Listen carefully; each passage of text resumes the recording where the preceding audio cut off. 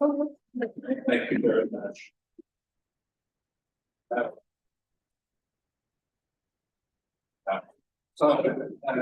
Good morning, everybody. Good morning, councillors. Good morning, members of the public. Good morning, thank you very much, and good morning, Karen. So here we are, day 2 of our deliberations. We start with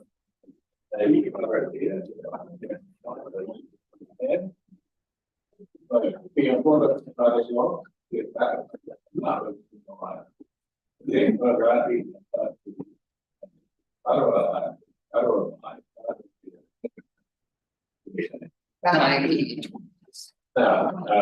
just note, in case anybody does not know, in case of an emergency, we leave through the door either that end or behind us.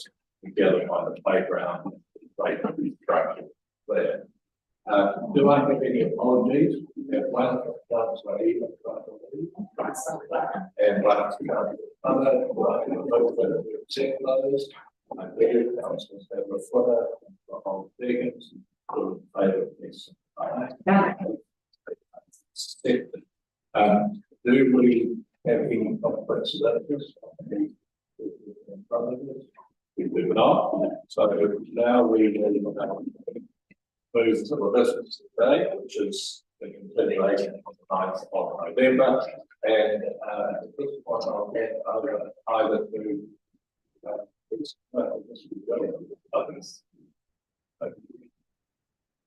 Perfect. So I circulated this with the council members probably 2 days ago. These weeks a bit of work. The purpose of the objective of today is to confirm the revenue and financing policy so that we can implement it through the long-term plan process. So as we said before, they're not intrinsically linked. You can do one without the other in terms of timing, but we need it for the long-term plan process. And to provide confirmation of the proposed move to capital value, and we'll mention the rationale of that approach and reasons for either no differential or any identified. So the first, as you know, from the rating act,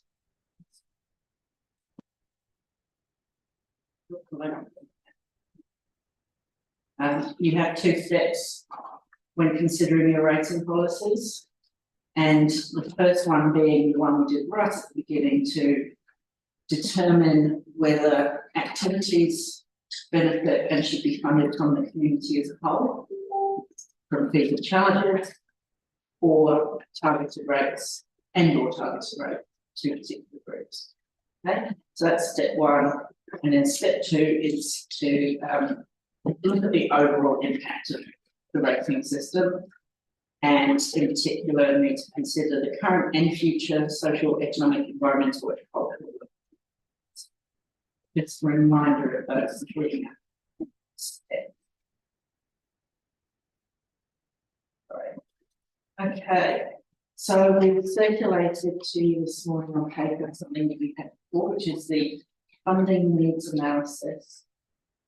It's the one with the goal. It's the landscape. So this is the key really right. It's the beginning where we determined how much of a proportion of each activity, if any, was to be paid for in the general rate, how much through fees and charges and targeted rates. So everyone has seen this multiple times. We've discussed it many times. I guess I kind of want to open the floor to it. Is there any desire to discuss any changes to this? well, as it happens, yes, there is. Okay. Not so much around the numbers, but can I take us back to the paper we had in front of us a week ago? Because at the very end of it, in small print, it's a document called SWDC officers rating reviews of that. And I don't know how many people have looked at it closely. And in case I am the only one other than the staff, I will explain a particular sentence in it which causes me vexation. And it's on page 24, where there are several sentences of some adaptation. But for example, if we take about the fourth paragraph down, it says the financial needs analysis for wastewater treatment suggests that 20% of that should be paid for by the district as a whole, but somehow we've managed to work out a system whereby the users pay 100%. So there we've got. I suspect that's an inconsistency at our level. Us not paying attention to what we are agreeing to. So we should put our hands up for that one. Then we can come down a little bit lower. Paragraph next says that our expectation is 80% of pensioner housing will be covered for rents. But in actual fact, estimate here is that only 30% is covered for rents. Now, I certainly, because people have repeated that 80% split on innumerable occasions, I've certainly had it well embedded in my mind that that was how it works. But I think these two examples do raise the issue of, well, how do we make sure in the first place that we don't do the sort of the 20% overall, but actually 100% real life? Or how do we make sure that when we set an expectation that users will cover 80% of the rent, or that actually happens? So I'm not sure who to talk to. Yeah, Charlie, since you're so myself and Philip might jump in and give them. So there are two separate examples there. One is the wastewater, which I believe in the analysis was identified as 20% general. However, through the setting of the rating policy, it was identified that 100% of the wastewater net costs should go to the users. So this is where potentially an example where the funding needs analysis needs to be modified. Am I correct? Well, there's two ways of doing it. You can go back and modify this, or you can note it in this two considerations if you change it. So you're saying is like we think in terms of the overall impact, we think that users should be paying 100%. Now, one of the things, and this is a real conundrum for all councils across the country, originally when we started this process, there was a thing called tree water reform, right? That's potentially on hold. We just don't know what it looks like. But the current legislation indicates that this council will be part of a new entity at a date unspecified in terms of the legislation. The legislation requires the entity to actually recover wastewater from all those who have it connected or have it available. So from a consistency going forward, you can actually say, well, based on the future likely outcome of the three waters, even if it's further down the track, there will be some changes. National, there will be changes. It probably would be prudent to actually align it with what is likely to result in the future charging regime. So in that case, with that particular example, we should change the FNA. No. Step two is you can actually just make a note in step 2 that you have modified wastewater for following reasons.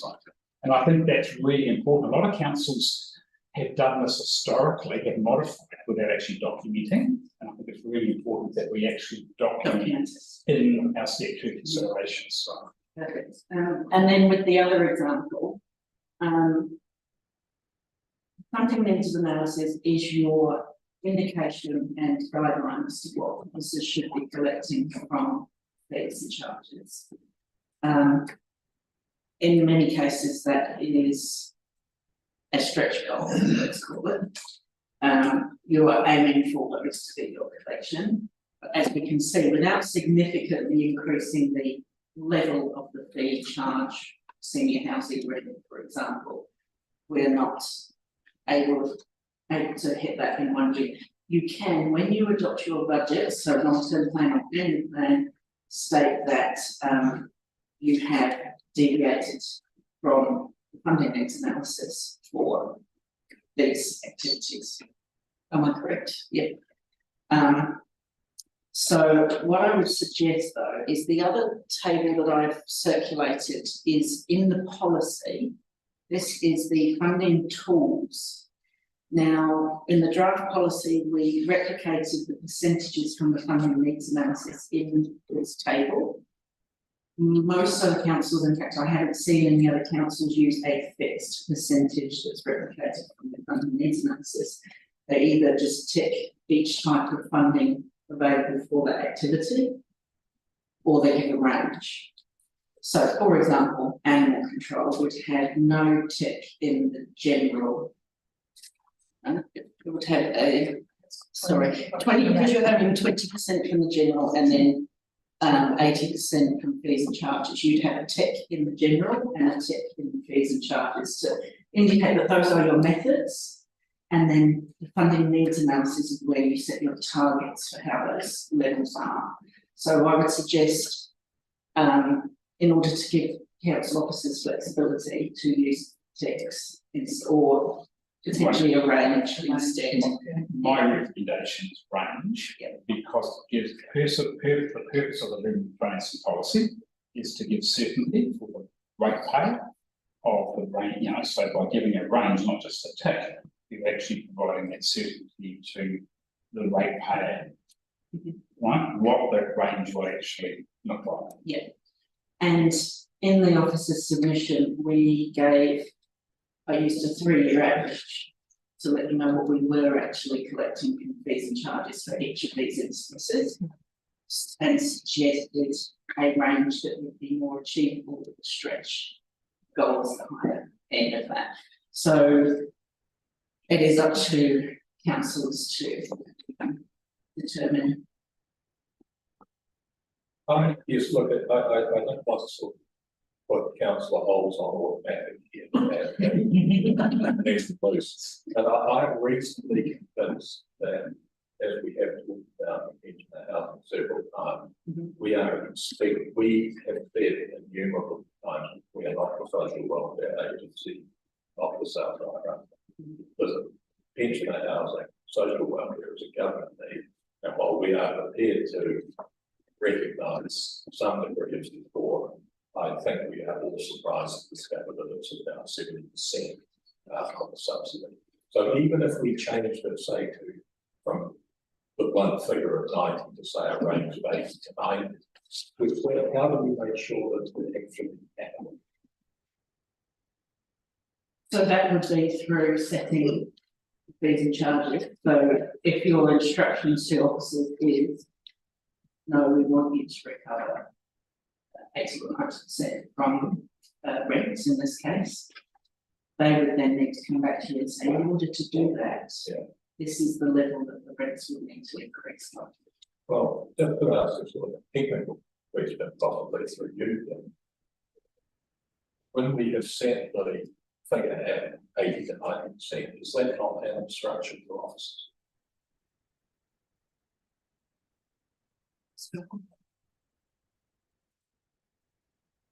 From the chair through previous experience that I've had with audit when they look at this, if your income levels in your plan are not representative of the split you've got in your needs analysis, then they will challenge you if you haven't got an explanation as to why they are deviating. But if you, from my seat, if you knowingly put in a number that you know is unachievable, then audit will have an issue with that. I mean, talking of the experience over the last 3 years, for example, Rick has put up significant increases to the dog registration suggestions in the early stages of each annual long-term plan in order to meet the 80-20 split for dog control.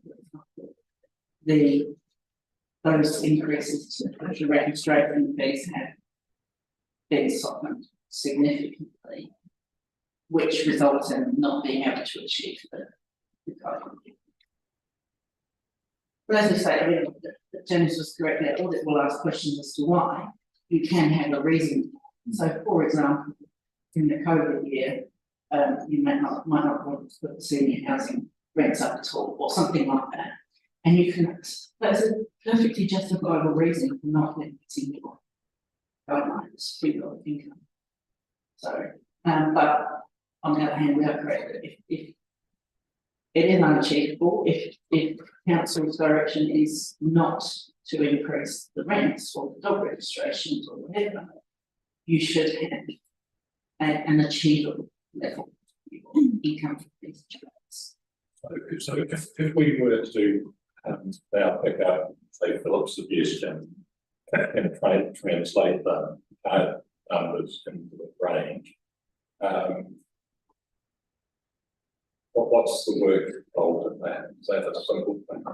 Oh, yeah. Yeah. I've already done submissions, so yeah, our submission. Yeah. So if you would like to, remember that you do get to see the final policies and this table again before you adopt it. Yeah. So if you would like the suggested ranges replicated in that table and then see it before adoption, then I can come back with it. well, I think an indication of support for that would be useful. So but I ask councillors to answer. Yeah. Okay, so that's good. Thank you very much. Right, area. So that then addresses the imbalance between the funding needs analysis and funding tools and the reality, which was mostly what I had to say about this section in step one.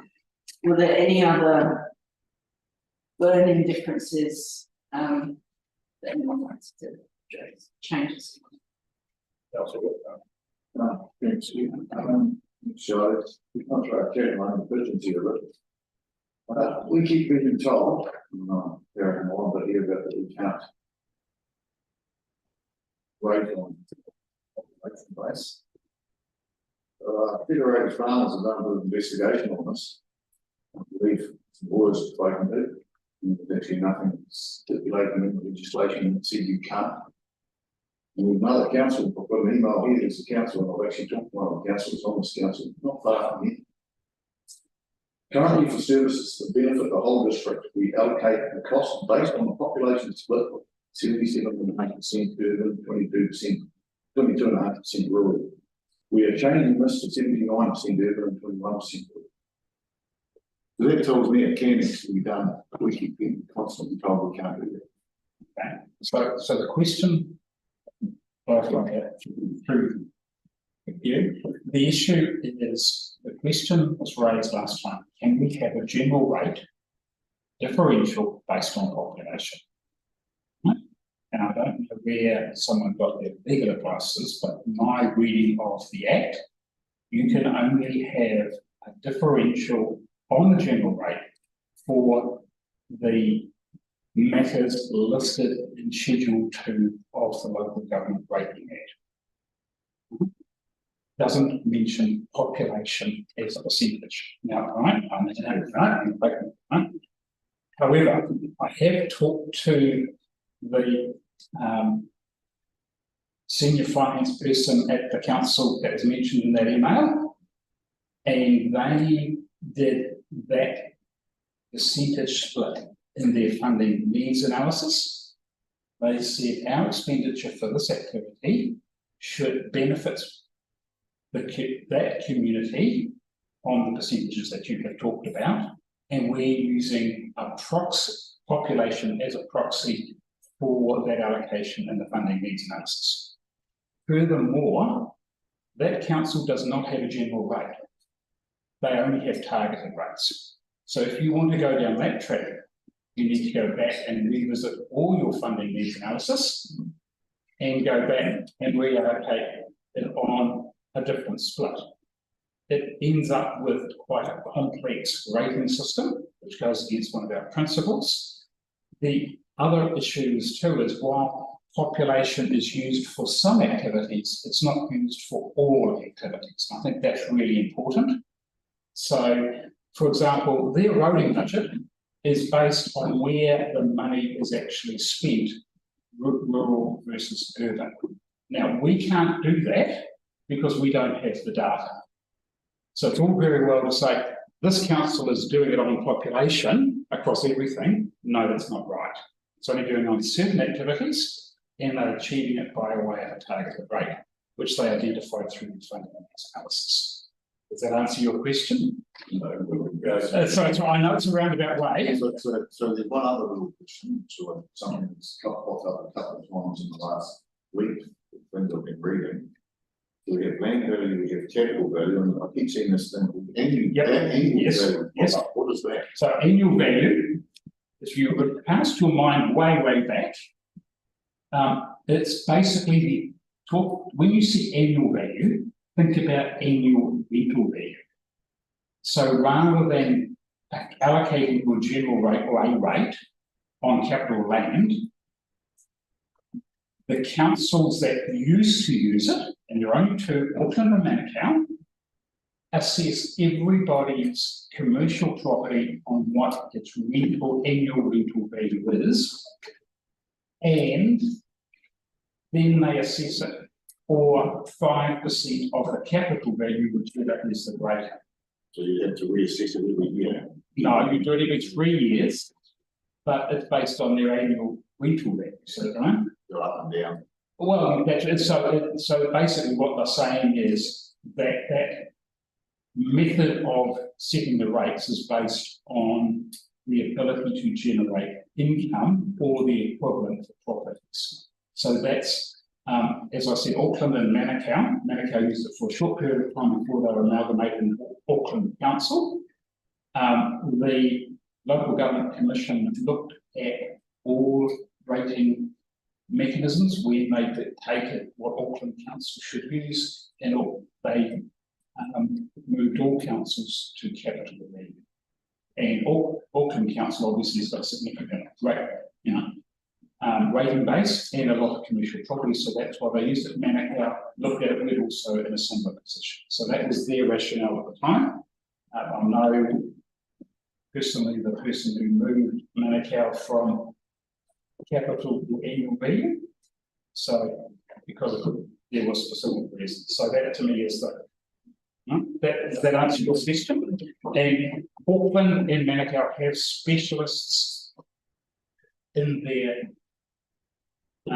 organisation that help the valuer establish that. So if we were to go on a population split, we would have to start it, you could start again, everything straight. No, you have to revisit, yes, absolutely. Yep. So, I'll recognise my question around the use of population on a differential, on a targeted rate. Would we need to consult on that needs, because the shift would be quite significant. In my view, absolutely, you're on dangerous ground, right? Because it's such a fundamental change. I'm doing a lot of these at the moment, and the council want to move a percentage from 80 to 90. And I haven't seen the legal impact from the lawyers on that, where they can do that through the submission process. But certainly, that's a fundamental change. Many would need to re-consult again. My point I'd like to make is this word rural. As you know, in our rating database, it's defined by the boundaries on the combined district, which haven't moved in significantly, and also don't recognise non-3 towns residential properties, that they count as rural as well. And I think what a lot of people mean when they say the word rural is farms and forestry blocks and that sort of thing. So in the modelling that I supplied last night to you, which I totally accept. You probably won't have a chance to look through it all. I have put a separate table at the bottom of those two total and averages, where I've taken these lifestyle, which I've assumed to be a house with a bigger section, basically, and the rural residential properties, and I've taken those out of the rural category.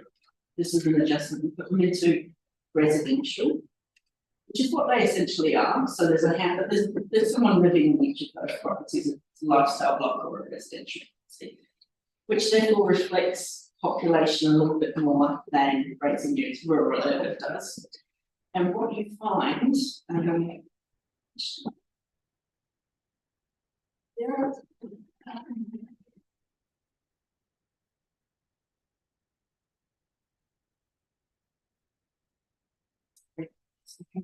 here. If you look at the green line on the bottom of these three, so this is non-residential, and I'm using that definition. It's my definition, so it's rural without the lifestyle and residential properties. Works out to be paying 28.4% of total rates. Okay, which is much more reflective of that 30-70 split that I keep hearing about population. Okay, commercial is paying about 4%, but as commercial, very few properties of our district are made up of commercial. And residential, when you include the urban, the three towns, lifestyle blocks, and rural residential, is paying just under 68% of the total rates. And this is based on modelling every single property in the district. This is not high level. This is, I've applied our rating model as currently proposed to every property in the district. As you can see in those lovely, huge hundreds of pages. And this is how that comes out. So I'd like to perhaps suggest that actually our model does take into account population already, and that it might not be such a horrific thing. It's just how, unfortunately, our current database categorises those properties. Just a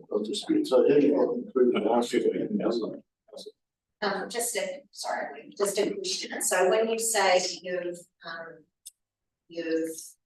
moved those properties into, I like colours, so but yeah. when you're not suggesting we change the rating type, you were just saying actually in reality, yeah. when you separate them out to what Yeah. they truly are, Yeah. actually this is Yes, absolutely. You're not suggesting No. to take all of these rural properties and make them Yeah, residential. absolutely. Yeah, I've just basically said, look, if you took all the blue things, which is the residential and lifestyle categorised properties, that would be a realistic of 67, 68%. Can I just clarify? So just clarifying, this is actually based on the number of rating units, not population. One would assume that population is a correlation of population. But making that quite clear. Sorry? Yeah, but sometimes, right, if you can go in, if you've got good stats data, you can actually then model it by mesh block as well. That's work. Actually, at the bottom, you're including lifestyle and rural. So what's the rural part of the residential? How does that work? So it's rural residential. So it's any residential category. So QV of identified property is residential, but it is outside of the urban boundary. Right, you'd be surprised where our urban boundary is. Or it could be all the way out in nowhere. It could be into Tramui. So, yeah. But if it's a house, if it's just a residential property, wherever it is in the rural zone, that's been captured there. So it's this line here. So yeah, I do like to colour code things, so you can see. I hope no one's colourblind, sorry if you are. But yeah, so this is just a sum of those categories basically. So I anticipated this population question, and I did want to just see it for myself. And when I saw it, I was quite surprised and pleased that if you assume population correlates more to residential, then, yeah. Councillor Green. That looks like it's been a huge amount of work for you, so thank you very much for that. And all of that. You're welcome. Whether those, like, they're not likely to change when properties get revalued, is there going to be some shift around that? So we don't know until we may get draft figures in January, start getting some figures in January for not only the revaluation, but changes in category use and things like that. Although I've been speaking to Kirsty this morning, and actually it looks like QB are already updating and changing some of the land use and titles and things like that. The files that we get each week from QB are much more, many more changes than they usually are. So all of my modelling is based on 16 June 23 figures, because I wanted to keep the annual plan and the proposed model apples with apples. Yeah. I'd like to endorse what Councillor Gray said, and thank you very much. That is one of the most useful and insightful one pager. I'm going to say that I think. I have to say from here, I cannot see a single one. I'm sorry.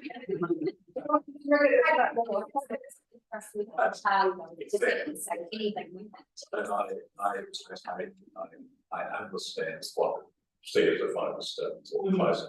What I would also just follow that up and say that one of the reasons I think it is so useful is that this dichotomy of rural versus urban, when you hear an awful lot of in this part of the world, is actually frankly unhelpful. It does not reflect the reality of what our neighbours are actually doing and living, etc., etc. As you say, the minute you mention the word rural, a sort of an idyllic picture of marinas comes in here, and you completely miss where those costs so great. Councillor. Thanks, Chair. Charlie, just a curious question. So that's all capital value based. Had you done one on either? What's the difference what we're doing now? The other capital is definitely a lot more accurate. If you look at the population side, you would think. Not that we want to steer it in one particular way, but yes, capital value is more reflective of this 70-30 split that I hear of population. And this difference, so for those down the back of the room, for using a land value basis, the rural non-residential group would be paying 38% of the total rates as opposed to 28%. And the residential, including the rural and lifestyle, would be paying 59.8%, as opposed to 67.7%. So it is what we've been saying all along, is that the land value is more so in rural areas, and capital value is more so in the properties, the residential homes and things. And that makes sense just from a common sense perspective. A farm have got less improvement value than a house. So yeah. And over the years, like 100 years ago, or whatever, when this was all set up originally. Absolutely. There would have been a different split with the farm. Land values and capital values would have been completely different than what they are today. I've been in New Zealand for 15 years in January, and one of the first places I came to was the Wairarapa and had a look around. And even in 15 years, there's a completely unrecognisable difference between how it was then and how it is now. So I think, not that I want to have an opinion or a sway on anything, but I think at least looking at capital value now is very interesting. Yeah.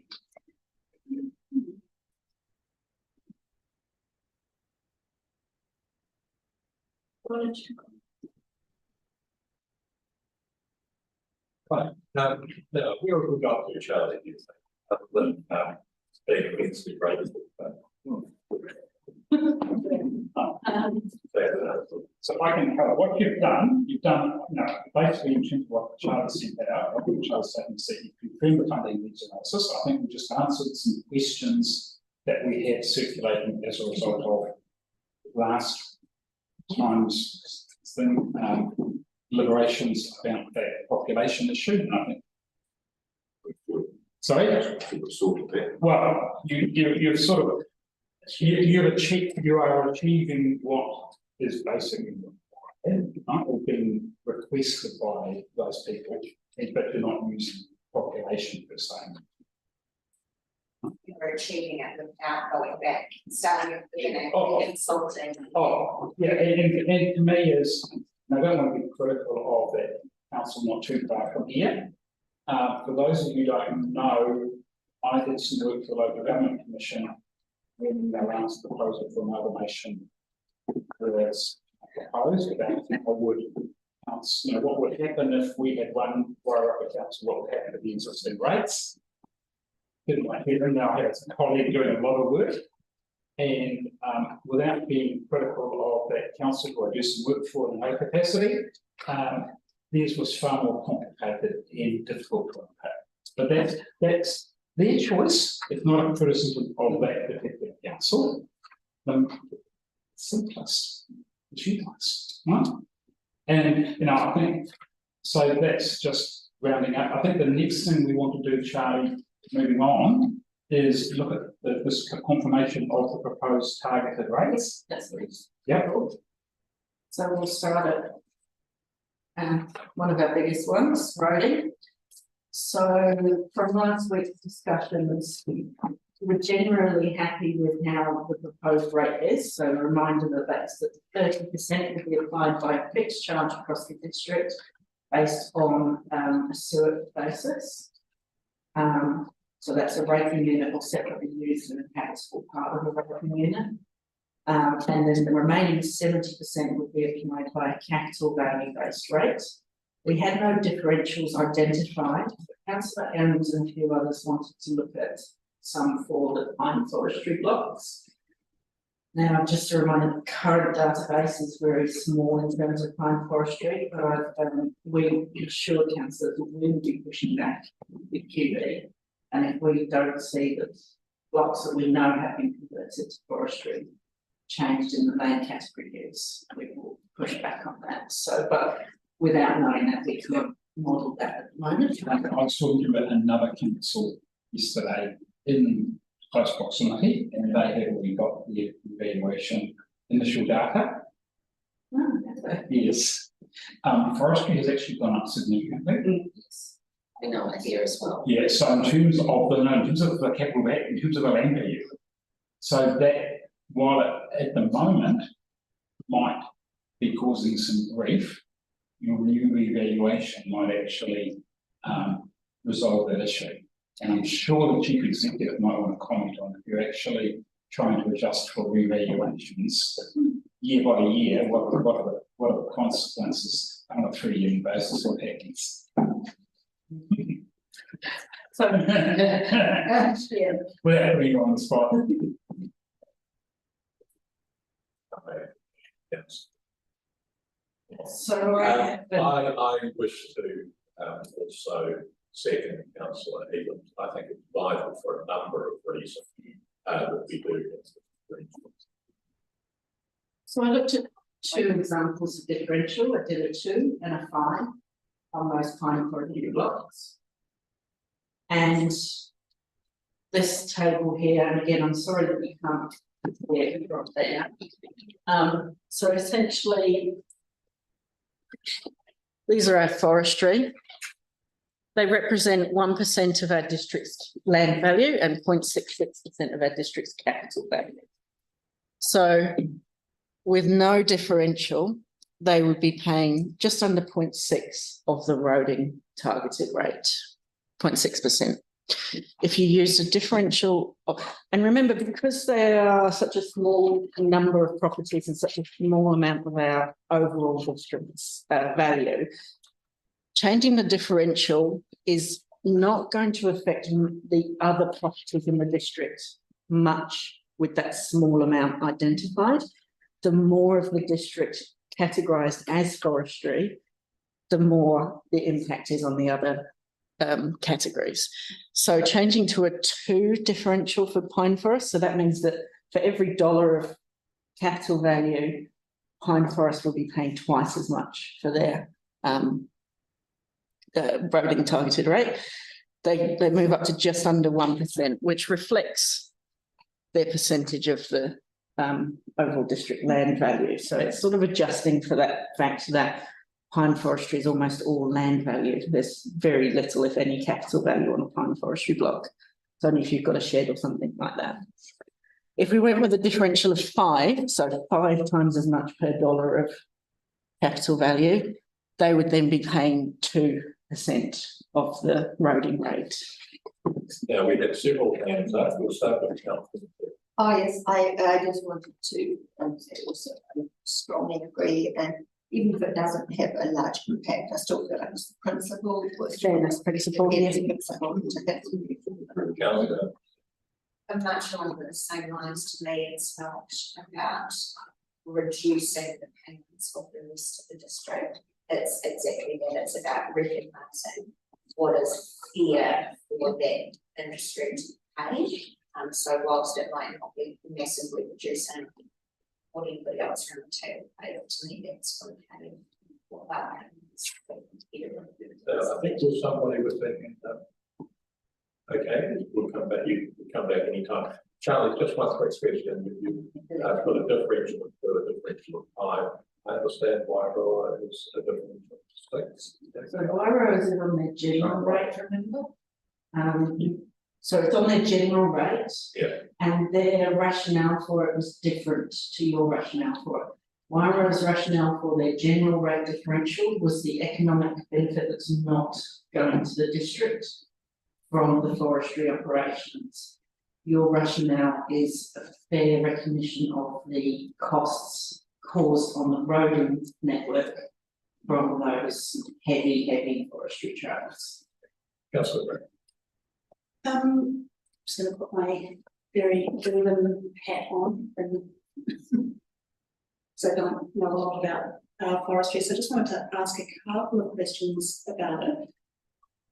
My understanding of forestry is that you take a block, you plant some pines on there, there's a big initial cost of putting that in, and then you have to wait for 25 years, farm it, past it, and then you make money, and that's when the damage happens to the roads. Is that correct? Mm-hmm.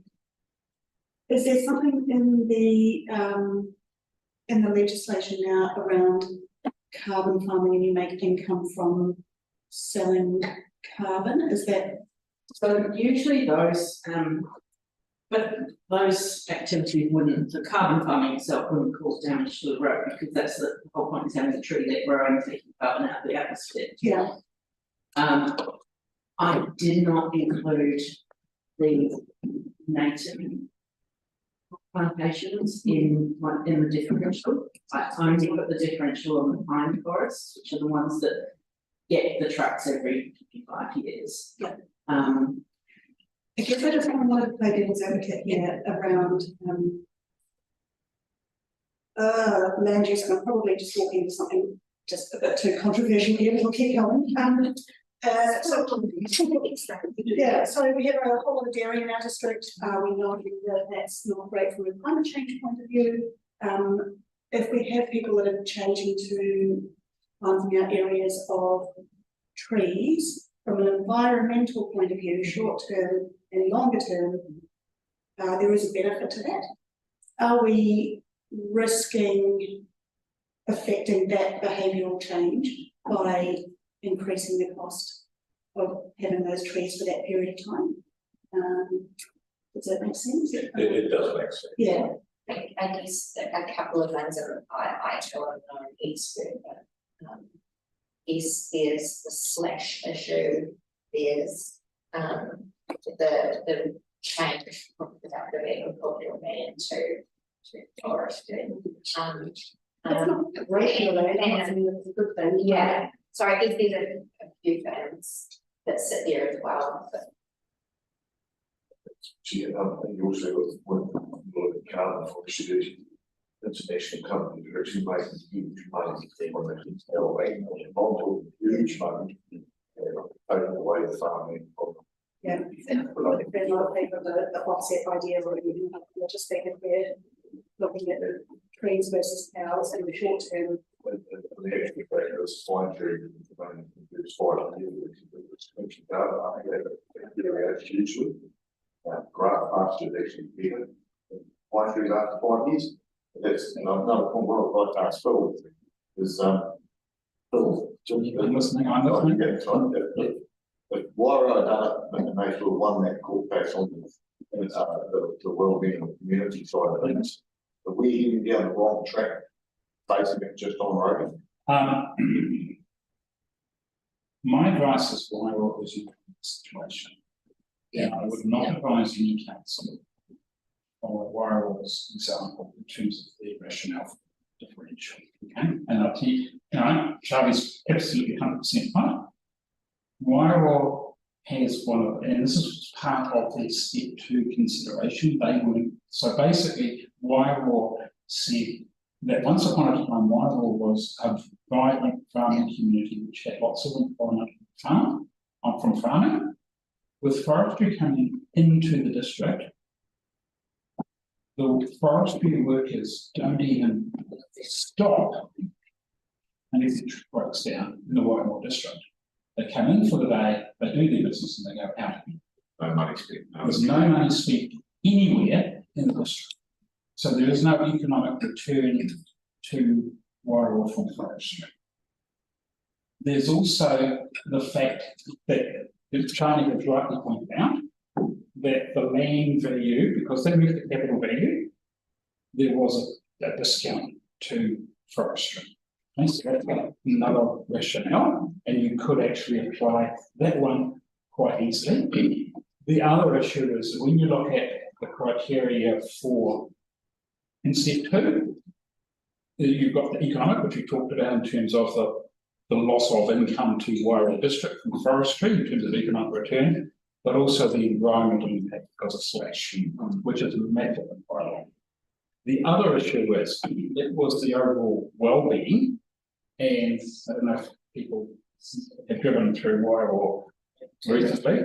I'm about to do it a couple of weeks' time. I did it not so long ago. The logging trucks cause a massive congestion on the state highway. That is actually causing a negative impact on the people of Wirral. So it was on those cumulative reasons they came up with the differential. So unless you've got identical reasons, you will not succeed. The issue that I've written down here is there's 2 things I've considered. One is the forestry companies, including had Stratford on. So Stratford have a differential on their targeted rate on unsealed roads. So you could actually copy that. But one of the concerns, I've just looked at your step 1 rationale, you didn't identify forestry at that stage as a exacerbator or create an additional need. However, if you then, well, I don't want to go back and revisit that, just providing you with some direction, if you could quite easily under step 2 overall consideration, because you're considering capital as part of step 2, forestry have got a discount because of they don't actually have any capital value. You could apply a differential to the loading rate, or you could do general rate. But putting it any more, right? Yeah, I wouldn't go excessive, because I've written that the forestry companies have got very, very deep rights. They actually went to the Court of Appeal and wasted a whole lot of didn't care. Okay. So there's legal risk. I'm not saying it's There's a reason I only did 2 and 5, not 10, Yeah. 15, 20. Let's move on.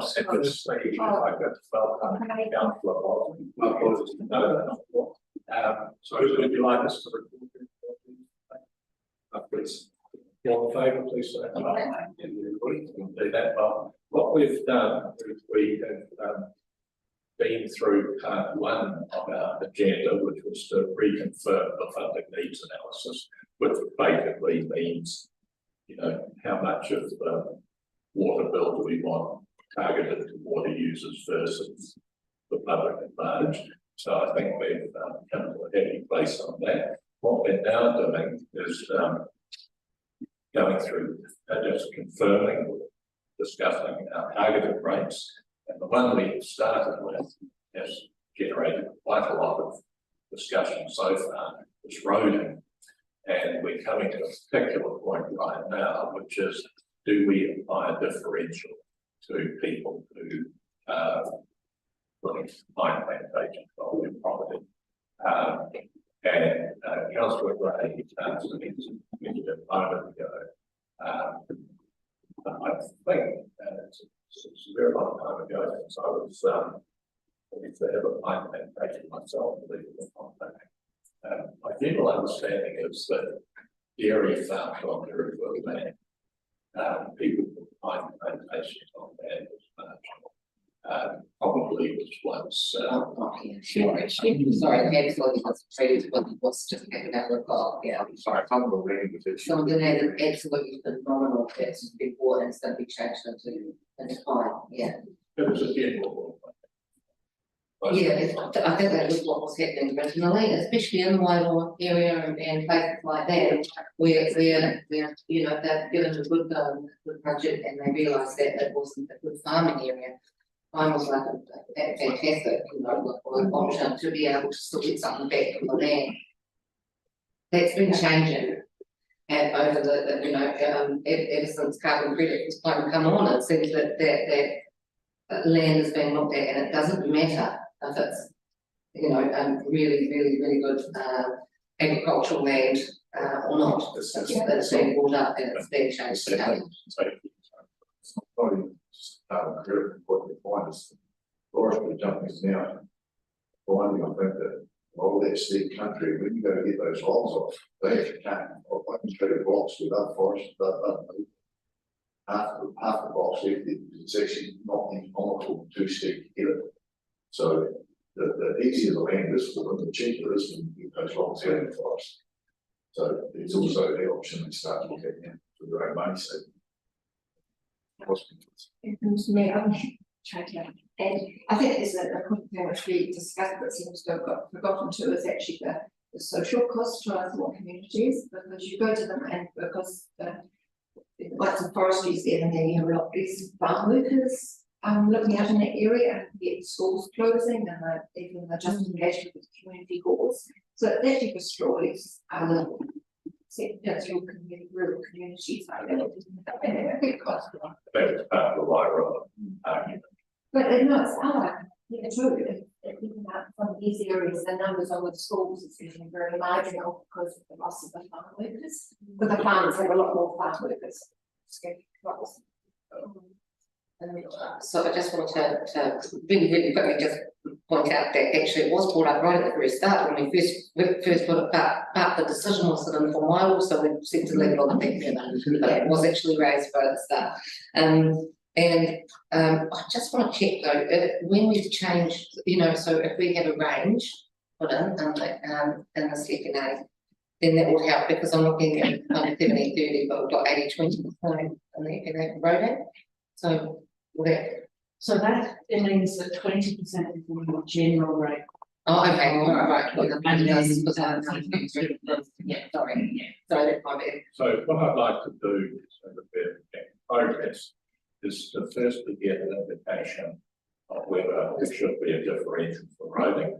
If we get a majority for that, I'll then ask, do we go to 31 or 5? So do we care about we're getting roading for forestry? Roading for forestry is the target. Yes, it's the general. So everyone who is in favour of differential, that's clearly a majority. And now what we'll do is we'll ask, are we going to go 2 or 5? If you support 2, please put your hand up. 2 do. If you support 5, please put your hand up. That's the majority. Okay. What else? Okay, so somewhat related to roading is footpaths, and last week there was no modelling requested of me, but I just did make the point that the current proposed policy is to target this rate on those properties within the urban boundary on that district plan. We did discuss that this wasn't an ideal situation, as in it doesn't like reflect the footpaths, but it's a pragmatic choice for now. So I've just noted that if and when we have the technology available to us, the databases available to us, that, as Philip pointed out last week, is a fairly simple adjustment in an LTP year or to change that policy. You wouldn't need to do a separate consultation. I would even suggest you could consult within the LTP consultation. So that must be a note, and then I just did the modelling, and unsurprisingly, it comes out with 6% of the rate being paid by commercial properties and 94% paid by residential. Obviously, those will only be the ones in the urban zone. I did just to poke the situation a little bit, experiment with a commercial differential of 2. And I thought perhaps a rationale for this would be that those commercial units benefit from the existence of footpaths in town, as in there are more of the tourists, more customers going to. But this is just me playing with numbers, so this is up to you to decide whether this is better than your last. Would you look at doing that? Is there any rationale for commercial urban zone properties paying a higher amount of those footpaths rates, or do you just say no, every property in the urban district pays the same? What difference would it make to everybody? So if you put a differential of 2 on the commercial properties, then they are paying 11% of the footpath rate, and residential urban properties are paying 89%. And remember, this is such a tiny amount of money. We rate for just over 200,000 each year for footpaths. So this one isn't going to put, I would suggest, isn't going to put your own business in that. But at least we will get the democratic process and see for anybody who does have a different. And I actually think it's not fair or English. okay. Anyone else?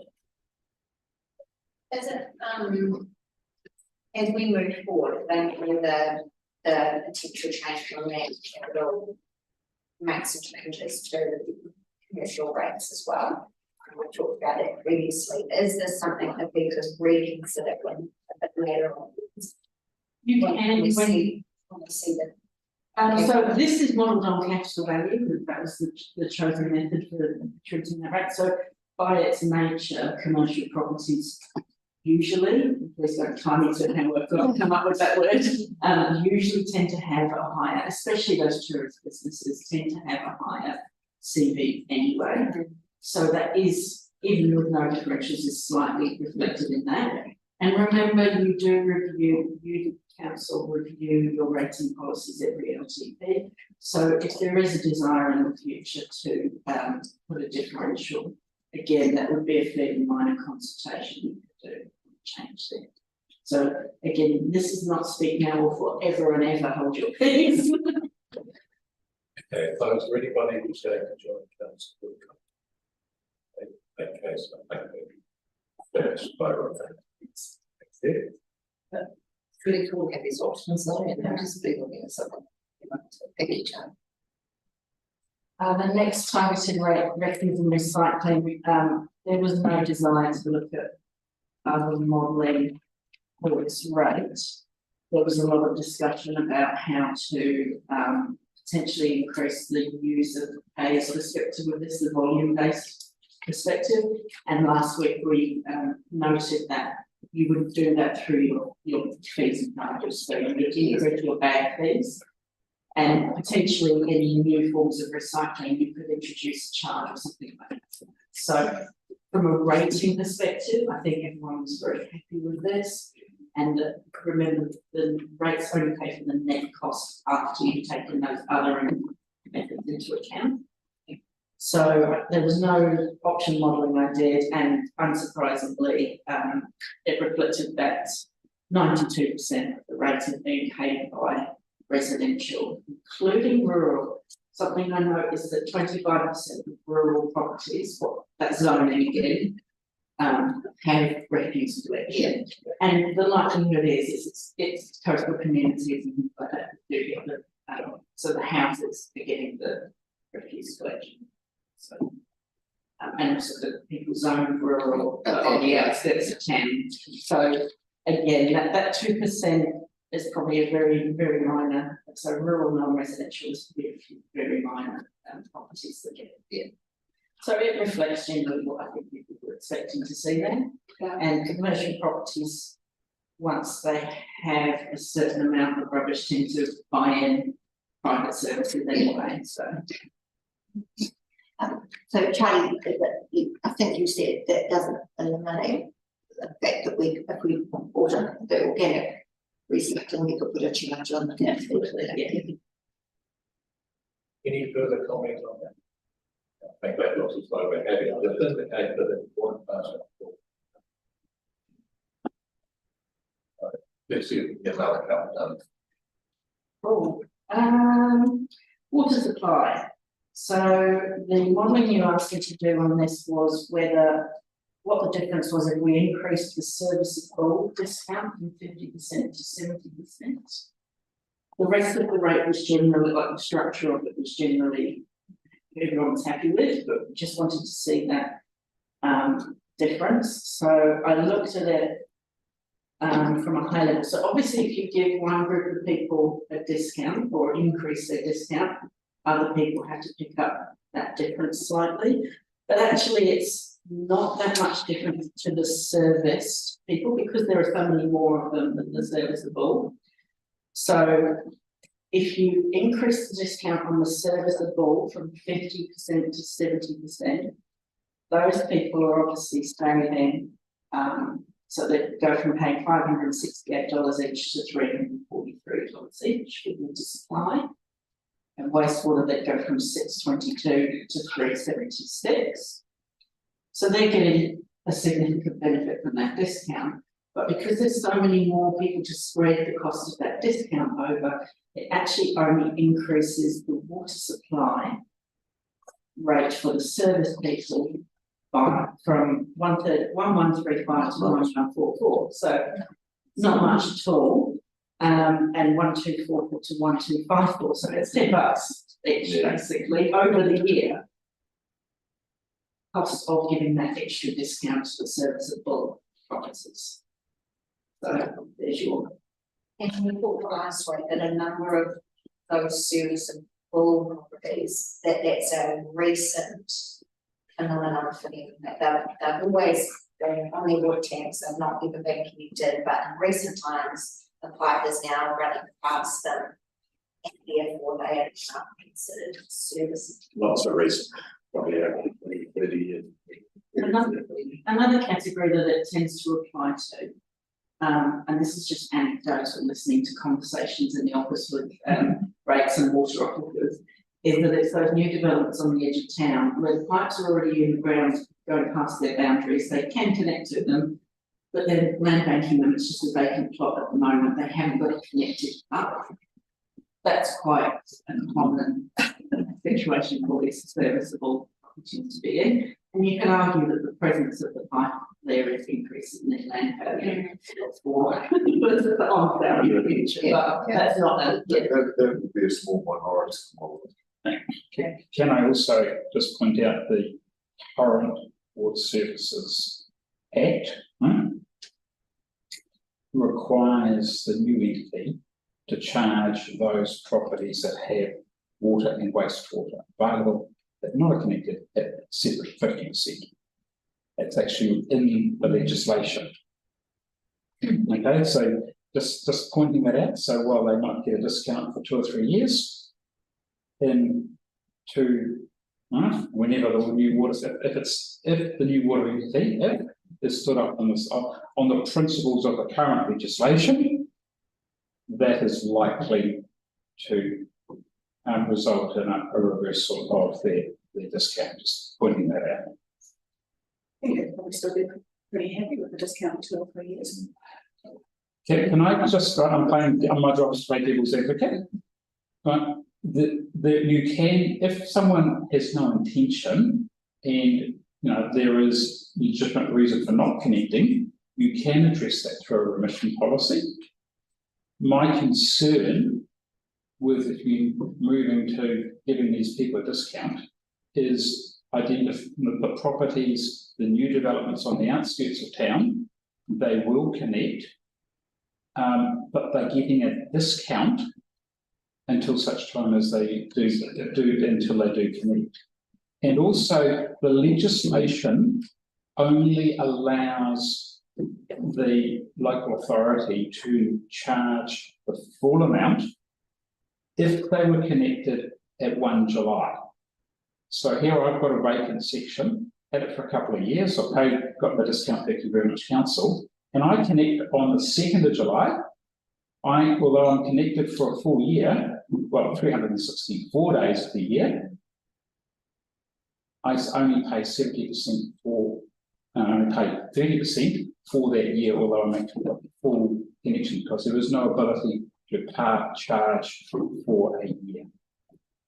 And what you do though pay for is every litre of water supply usage, so you don't get an allowance if you don't pay for the full year's service rate. Yeah. So you do end up paying for every litre that you use. And then, So that is what.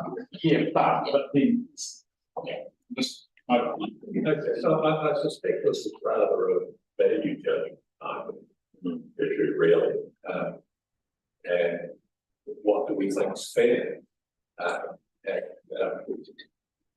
I think we probably heard quite a lot of people. Can I just, one observation on the comment, because the properties I was referring to in terms of receiving a discount, I guess, for having access properties, probably that were there pre-existing to the pipe to a large extent, and yet when the pipes run, they're the ones that perhaps getting a little more penalised. They've got no intention of connecting to either water or sewage.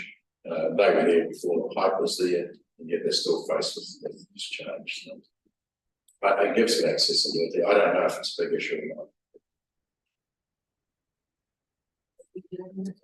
So, Councillor, You've also got Colin, ones in Woodside Road, being quite clear, but actually they're far from the 5 and 6 kilometres. It's look up in 35 years. Yeah, that's why would you do it? Yeah. I think it's worth considering. I have to say, and we've obviously done that. Just bearing in mind, as well that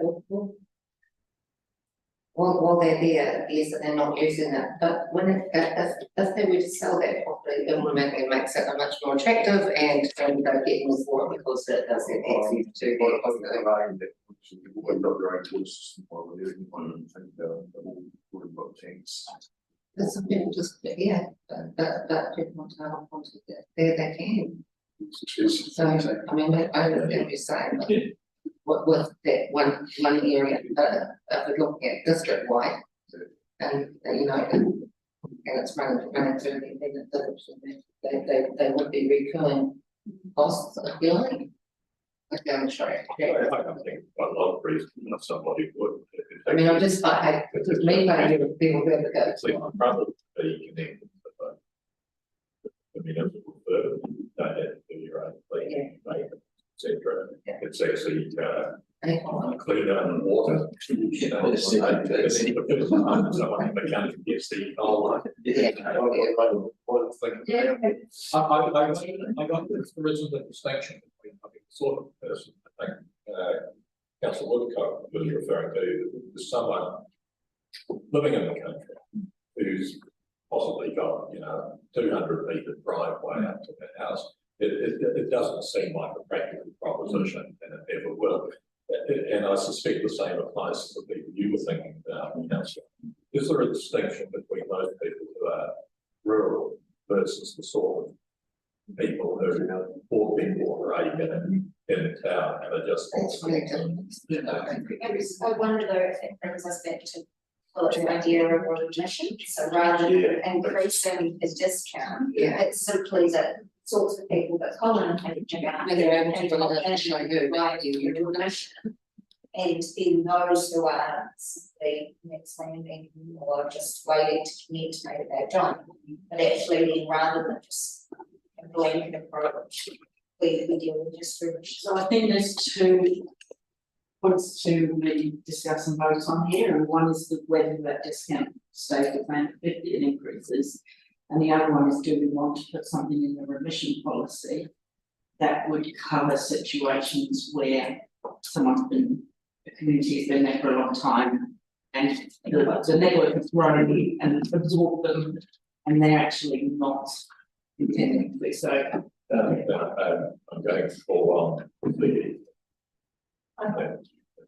I just want to know, do you have a distance limit on, we if anything refer to them as availability rates, so the same thing, but they have it within a certain meterage of the pipe for connection, so the example that the mayor gave would not be available because it's too far beyond the boundary. Do you have the same? I don't think there is. I think there is, and being that there's a morning tea coming up in a couple of minutes, can I suggest that we try and find that information for you? That will make a really good addition out of the conversation. But my other point here is your water and wastewater systems have to be capable of supplying these properties, so you have latent capacity in there.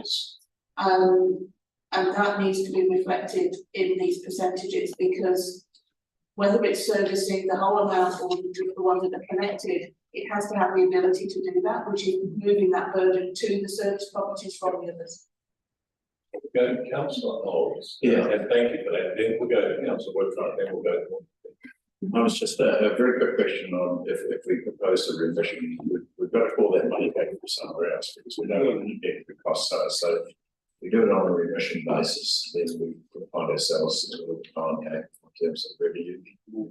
Those we don't know if Can I just answer that comment, Councillor Roberts? The issue is that actually if applied by 31st of March, you could actually then factor those remissions into your as a cost and then recover that cost through everyone else. through everybody else. Okay. Thanks.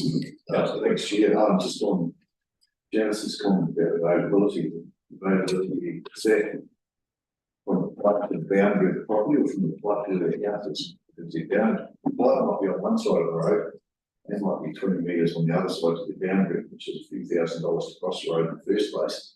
And then the house might be quite a long property, the house might be 200 or 300 metres up the drive. The availability will depend on exactly how the travel. Okay, and that's morning tea. We'll be back at about.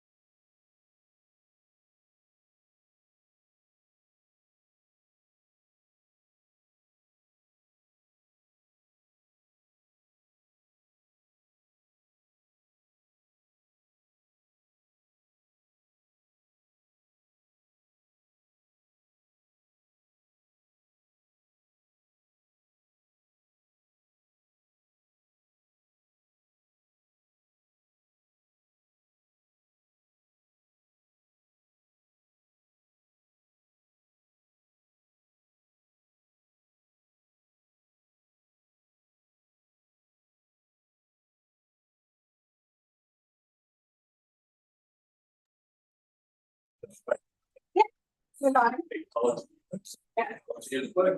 So we're back in session again. On the issue of water supply and what would be done. I'd like to spend on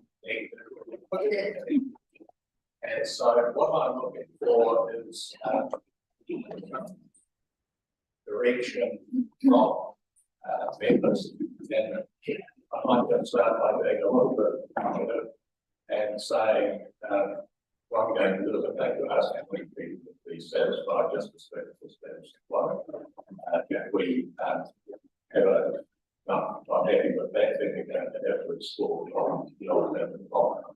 But if on the other hand, the majority are happy with the status quo, then that will enable us to get on next level. So the status quo is that if you could be connected, but you get a 50% reduction in your water bill. So how many people would be happy to stick to that? 1, 2, 3, 4, 5. Okay, that's a majority. So that's that 1 7. Thank you very much. Okay, what's next? Yes, I suspect. So we cover wastewater at the same time. The stormwater was just a note again that if future technology allows us to map the stormwater resource. Ooh. Don't know why that is showing up there this time. Hopefully it will only affect the slides. So Yes. So yeah, the same thing applies to the potential for mapping the stormwater network for rating purposes in the future. So we can address that as it comes. Right. I did just model the 3 waters based on the current proposal with a 50% discount, and unsurprisingly, the majority of the cost falls to the residential and rural, residential urban areas. Sorry. You asked a question about the water races last week. First, you kind of looked at the bylaws for us, and the bylaw states for the Morale race that the purpose of the race is to supply water for stock watering and has no mention of urban usage or benefit such. I would suggest therefore that perhaps if there's a burning desire to improve the urban properties for the Moraras, that's addressed through bylaw. Yes, I'll have discussion on that. Colin, you've got something? Yeah, I agree. I think the bylaw will capture where we go in the future with our roast syndicate, but I think the bylaw would be the most sensible way of capturing the urban people. I think it's only fair to say that I'd quite like to see urban people contribute towards the cost of maintenance of the roast network. And I think we'll do that review. Morales is going for a new consent in 2025, and I think probably work towards that.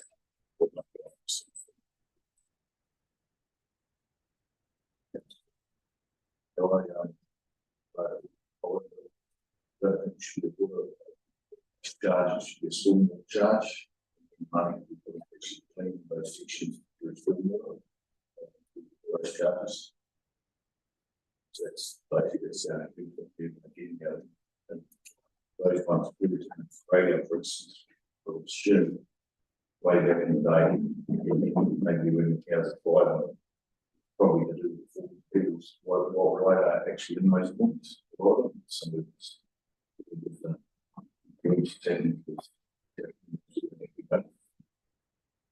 So that you would address by directing your water partners, Wellens and Water, to categorise costs spent on the urban section of the water race as stormwater urban rather than attributing it to the Morale water race. And that way it would fall into that urban stormwater targeted rate rather than being applied to the rural properties. Coming back through you, Mr. Chair, if we were to have a stormwater differential component stormwater, I'm just thinking about the impact on other users downstream. Would that lessen the financial burden on those people if we were to target a storm in the Great Town? You already have got a stormwater rate.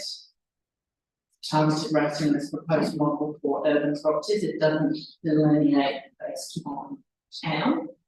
If you chose to put a differential on Greytown using the rationale that the Marara race benefits more in dodgy grounds, yeah. So that's effectively, I think, what you're asking. That's what I was. Could we charge more to the Greytown properties? Yeah, at this point in time, you're saying that they actually do pay the stormwater rate, so that effectively doesn't go back to the management of the network, it doesn't go to the moral network. If it's a stormwater rate, basically it covers the cost of maintenance and providing that. So that depends on how you attribute your costs for that urban part of the network. If the costs are being applied to the water races top centre, then yes, they would fall out to the water race targeted rate properties. Yep. If you direct your water partners to put those costs in the stormwater rate, yep, then urban properties are being rated for those costs. over and above their normal UHEC rate is for stormwater. So Stormwater under our current rating system is in the urban general rate. yeah, urban general, sorry. So you've chosen to pull it out as a capital value targeted rate on urban zone properties. Okay. Those in your proposal. Yeah, that's what we're Chief, so at the moment, with the way the water rate system set up for here, the costs and charges and everything, it's up to the farmers to clean their water races. Yes, right. So we're relying on those farmers to clean their water races, make sure the storm from the Riga down gets away. It's probably very, very wrong. Should be maybe look into our cards and stuff to do their ones. It's some of the water races do take the town storm, so there's different ways you can work to make sure things are there's just a change or difference in what cat and pay and have your rest rates to get it. it is completely cleaning, that's what I mean. They also have storm charges, storm budget to work from for some of those, so. I think my suggestion would be is that we look at this with a bylaw review and maintain the status quo. And when the bylaw review comes in, then we can have the conversation. Okay, so is there anybody who would want to either get through or violently disagree with council or but if there's not, then there's one issue I wish to raise for the last time. And that is that when the water race goes through Greytown, it actually comes out on one person's property. Father by the name of Bill Louisiana. And he made the main result of coming through the town is that the water is no longer usable for the stock. And I would therefore like to propose that we add something to our remission policy, which says that if anybody can prove that the water in fact is, I don't know whether we use words like unpotable, but if that water is contaminated so that it's not suitable for stock, then I think it could be a remission to the farmers who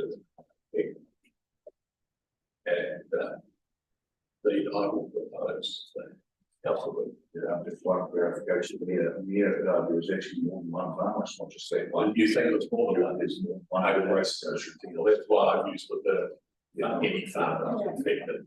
I'm not adding the one word. It's quite how complicated that could be to install. Would that form part of what we're currently working through rate review, or would that fall within the fees and charges that we charge for that we run for our water race users? Well, the rating review is the time to discuss. I agree. And that's what we're talking about. Yeah. And I don't think it was any particularly complicated, but what we're saying, but if a farmer wishes to demonstrate that the water tank is unpalatable, then they need to get it tested and come and demonstrate it. So there is currently a remission on that property. Potential, quite exciting here, close. And he's been for me. Right. We actually need to send out that data. We go, The question Yeah. about it's several months ago, and it's a very low percentage that charge. Okay. Very low. And given that it's a remission, if the problem affects more than one property, other properties could apply. yeah, to apply for remission. Yeah. Does he know that? I must. Does he know that? Yeah, should do, Yeah. I'm sure he's been. Yeah, it's been called. Well, that takes over from my. Anything more? Oh, sorry, I think that's for you. Yeah, thank you, Mr. Chair. Just tapping back to Philip's best advice on the first day of, in terms of any policy being simple and implementable and clearly related to causal effect, so that we're standing strong on that policy. So it's related to the cost of clearing out water races. So, and we look at the whole life journey of the water course, from rural through to urban and endpoint. So, are we certain enough in terms of going down the Bible route that it meets the simplicity approach? And what have you provided any further guidance from elsewhere? Council? Water races are almost unique to the Royal Record with their application. My advice, I actually do agree with the remission policy as an approach because that's simple.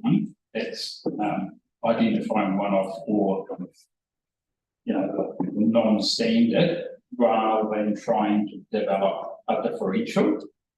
I think the bylaw review, I think, is probably appropriate, considering probably, I haven't looked at the Bible, but I imagine known Bibles is reasonably old and probably needs updating. That process in itself is complex, right? And will have to go through quite a robust process. So if you link that back to the Bible, I think that's meets those objectives. Thank you. Right, anything more to be said about this issue? I don't think so. What's next? Okay, so next is our economic development rate, which is the current rate paid 8% of net cost of economic development. The question last week was whether you wanted us to look at the short stay accommodation to be included in that rate, and so I have modeled a number of options of including. General feedback was yes, that you do want to include those properties. When I looked at these properties, so as I mentioned last week, this is estimation indication. I cannot have, and I do not have knowledge of which properties these are, so I don't know the exact properties or CVs of these properties. So my method was very rough and ready. I went to Airbnb and Bookabatch as the primary examples of these two websites that have been mentioned. I looked at the number of whole properties, as you indicated that you weren't really interested in including one room in a house being included in that. And so I got those number of properties and I modelled a range of take-up because we would, unless we create it unless we make it a consentable activity, which involves a fair bit of administration and setup, we are going to need to rely on a certain amount of opt-in and self-declaration on this. We can certainly send letters to properties that we identify and suggest that they would be incorporated. So I modelled a 25, 50 and 75% uptake of those properties. And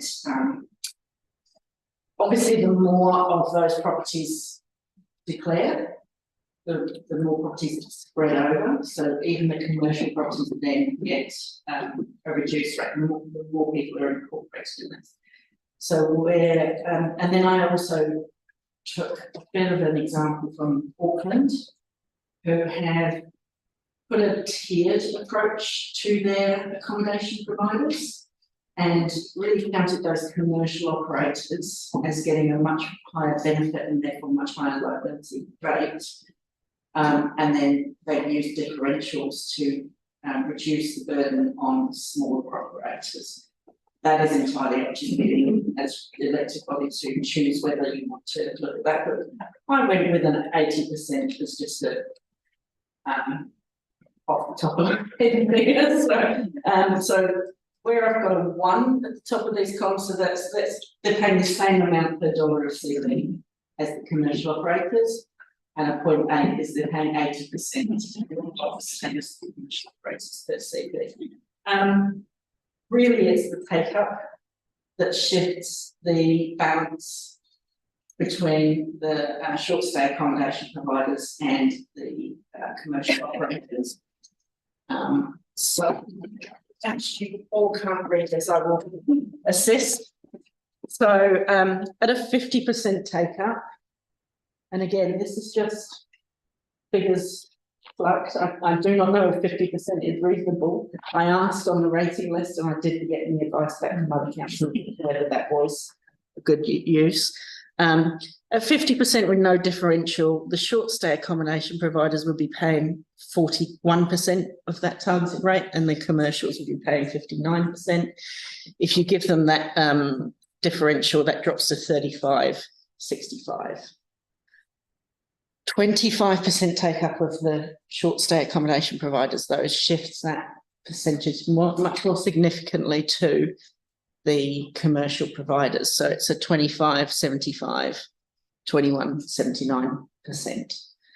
And then being ambitious and saying that 75% of people are honest and declare themselves would give us pretty much a 50-50 split between the short stay accommodation providers and the commercial operators.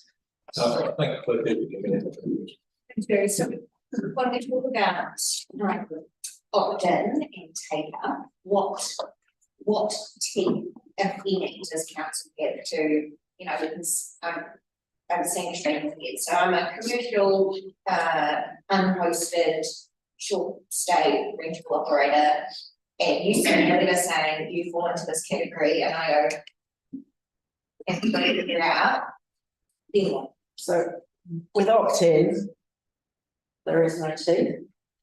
The other way we could do it is an opt-out. We could write them a letter and say, unless you can prove environmental, we will be rating you on this basis. Yeah. This relies on us being able to identify those properties. And I checked, but it's been a while since I booked one of these properties. I haven't had a holiday in quite some time. So I went on and checked, and you do not get provided the address until you actually make the booking. We don't have any right to demand, as far as I know, that information from those operators. So it would, and some of them are being quite smart now. They're not putting the picture of the front of their property on the website listing. So perhaps in a cynical way, you could suggest that so that they don't get caught up in these kinds. So we would suggest that whichever route you go down, it's going to be quite a phased approach. Whether you do opt-in or opt-out, you're not going to get them with them in the third year. I think we can do that. I'd like to invite you. Yeah. Certainly, I'm used to the opt-out rather than the opt-in, where you would send a letter to them to say, we become aware of this, we've already from this point, you need to provide the evidence or statutory declaration as required by the bit. So it puts the others on them to prove they're not, rather than you to prove they are. Yes, I think this comes back again to the fairness principle, and I think we should look at it. I mean, maybe if we had the opt-out option, and if that didn't work, then we had the the stick approach of making that potentially presentable, would that be a stick as opposed to a carrot? Possible. Could you, So we can look at making short stay accommodation provision a consentable activity and how much work and whatever would that involve. so let's look at timing, so that combined district plan just gone through a detailed process that's out there. We would have to, as councillors, for the opinion that the issue is strong enough, we would make a submission to the current proposed district plan. What would be the different frames for that, Russell? It's over the summer months, and it's early next year. The question I would ask councillors is the issue significant enough for the district, and is it an increasing issue that you want attended to? That's what I just said. I was suggesting not for this long-term plan to go with it as opt-out for this period, but then to look at if we didn't get a good enough take up for that, then to look at the next long-term period. Then I didn't want to have that question. Mr. Chair, it could be done. The other question I would ask, take this opportunity from the CEO's comment, the question back to Philip is what's the burden of proof for writing to individual operators? What's the proof that they would need to express as to no, we're not in that category? That's your council's decision, right? So to me, is you actually set the criteria. So you would actually say, look, we've identified him as an Airbnb, right? You're operating as Airbnb from this particular source, right? So they would normally what's required, right, is a statutory declaration that they are not. So it's illegal. It's almost like not quite an affidavit, but getting up there that you are telling the truth and the whole truth, and if we find out it's not the truth, we've got the right to come back at you. But so that's your call of how much administrative cost do you want to put into this in terms of what's it's a cost benefit. So how much income are you going to get? What's the issue you're trying to solve compared with how much? Because even the opt out, like you identify them, it's going to take, in my opinion, an initial significant amount. There were approximately 350 properties in the district. And to put it in context, Auckland would gather in $13 million of rates through their accommodation provider rates. We're only looking on current budgets at 390,000. So the effort involved of they have 2 full-time people who do this all the time.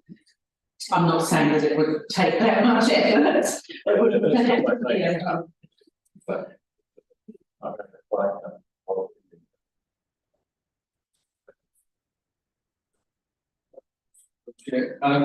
there would be resource consent issues around some of this as well.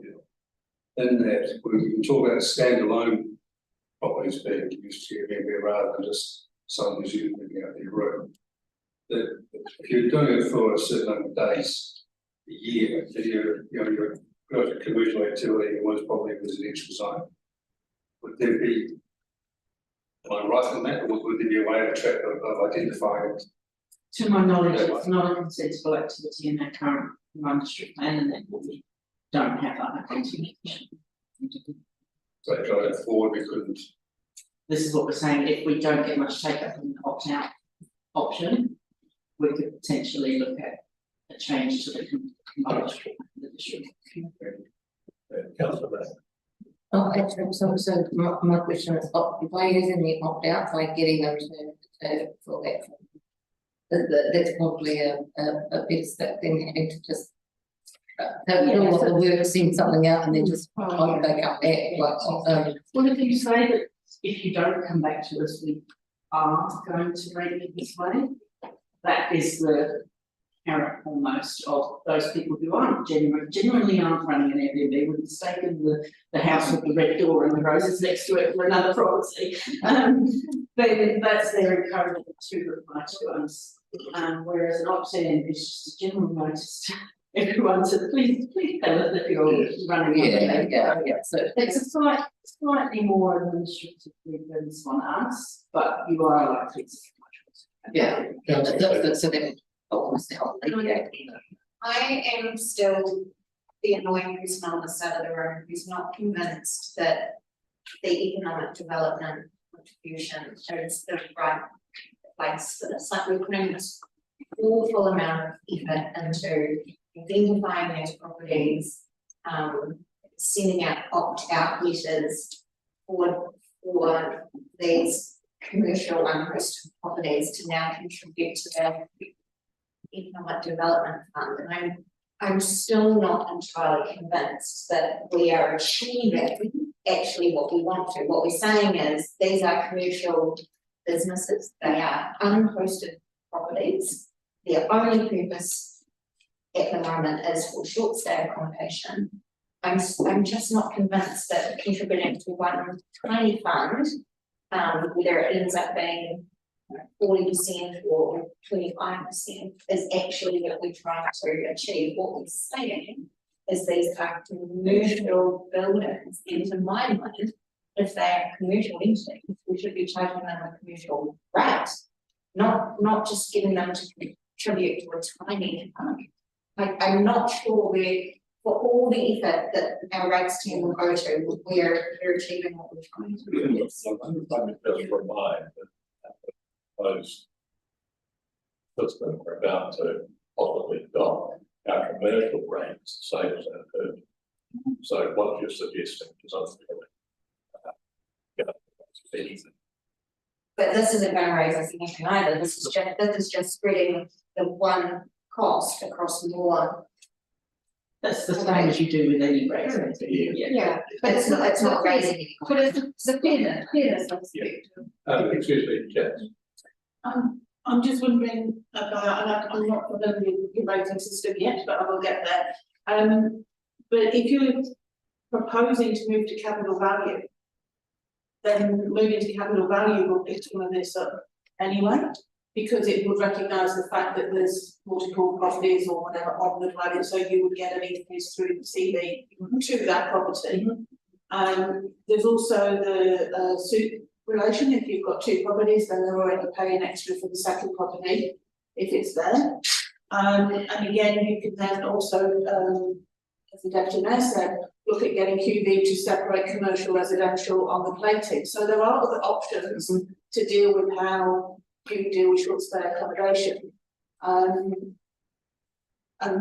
yeah, I'm not familiar with this in terms of what it's going to do, but CV does also shift that burden to those properties. So you'll hear from council, but then we'll get the funding making. Wasn't that? Yeah. Thanks, Chair. I'll just, on your comments, Janice, I'm not sure how much you know of what we talked about last week. We're mainly trying to target those houses, not the ones that have another property like two buildings and such, but a standalone house that is, someone's gone and put a spec over there and put it out as a B&B, which takes away from Loxley's first for workers in town or something like that. It's not so. I think what you were talking about was more affect the people that have a second building on the property, like which we call, we've been called hosted. We've been more targeting the unhosted properties rather than Joe Bob's up the road that's going to be probably there for Grandma or just to make a little bit of money during the year on a speed room or something, you know, I think. Yeah, I mean, through the chair, my experience would be that those properties would have been classed as commercial through QV, because they have the right to enter the property and assess what's going on the site. The rates officers don't, they're not warranted officers, so they can't go and look at these things. But certainly in the north and those scenarios, we would ask QV to rate that as a commercial property. And Far North has a 2.75 differential on all commercial properties. So how do we go about identifying those? purely like I said, not be able to get to us. Yeah, I mean, that's what they do, they give you 14 days to respond, if you don't respond in 14 days, you're voted. It's as simple as that. It's, Direct requirement is on the land value. It is correct, Yes, so that's why the 2.75 differential within, and we did have that conversation when we discussed moving to CV, because the CV automatically picks up the fact that it's a different value than their land. So I think the core question is, do we wish to require Airbnb's sort of property business, that is a business that Council Woodcock is referring to. Do we want them to contribute to the funding of economic development in our region? So I'm going to take a vote on that. Is everybody clear what I'm asking? Okay, thank you. So put your hand up if you think we should. 1, 2, 3, 4, 5, 6, that's a majority. Now we've come to that question of buy-out. What's the appropriate percentage? Would you like to offer us some advice, please? So the percentages regarding take-up amount, it's an estimation to still give you examples. So the question is, do you want a differential? So do you think these short stay accommodation providers should be the same per dollar per CD than what's known or what's categorised by QE for commercial? So if we were to apply a differential, what would be the rationale for it? That they're receiving less benefit from that economic development than commercial hotel, for example. Okay, so that's the point we need to discuss. So that is how it's got the point For example, yeah. you didn't see it, I was just thinking about this before, one thing what I was thinking about, so you Airbnb up the road, out, so they make the money from the accommodation. How do you compare that to the White Marco Hotel and the White Swan, say in Greyhound? They make money from the accommodation, but also know that that person's going to walk into the restaurant and spend another $200 or $300 or whatever on food and drinks for that night. So, I don't think it is. They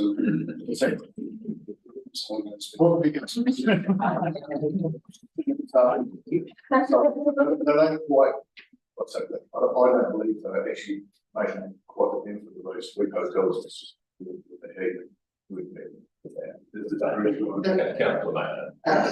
So bearing in mind the larger properties as well, they're tending to be hit with all of the tax and things like that. So they do actually have there are other mechanisms where they're actually already being charged more anyway. So so I don't think that. I mean, I'm looking at this. I don't see the need to bring it down because they're just kind of and no one will be coming if we didn't have things like this national government in place. So the benefit of it when we have and it helps us in business with and the fact that that they're having to get all this stuff trapping them. So the pen tax, and that's just one question. There isn't a pen tax. You can't put a pen tax on a residential, but once those houses are classed as commercial, you can put a pen tax on the car. No, this is about the ordinance again. So remember that we're specifically talking about the net cost of economic development in this case. Yeah. But if that class, QV class as a commercial, that makes the whole different story, doesn't it? Potentially no. Okay, do we have another comment? Now, we're talking at the moment about do we charge the Airbnb slightly less than we might charge the motel next door. That's what the issue is. Anybody else like to go live on that? So explain. Okay, so I think we've got 2 points of view. One is that we could go the Woodcock way, which is they get a lesser charge. We could go the Maynard way, which is even Stevens. So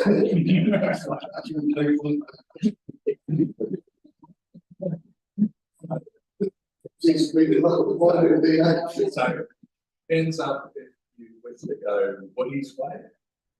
Put your hand up there, you've got to.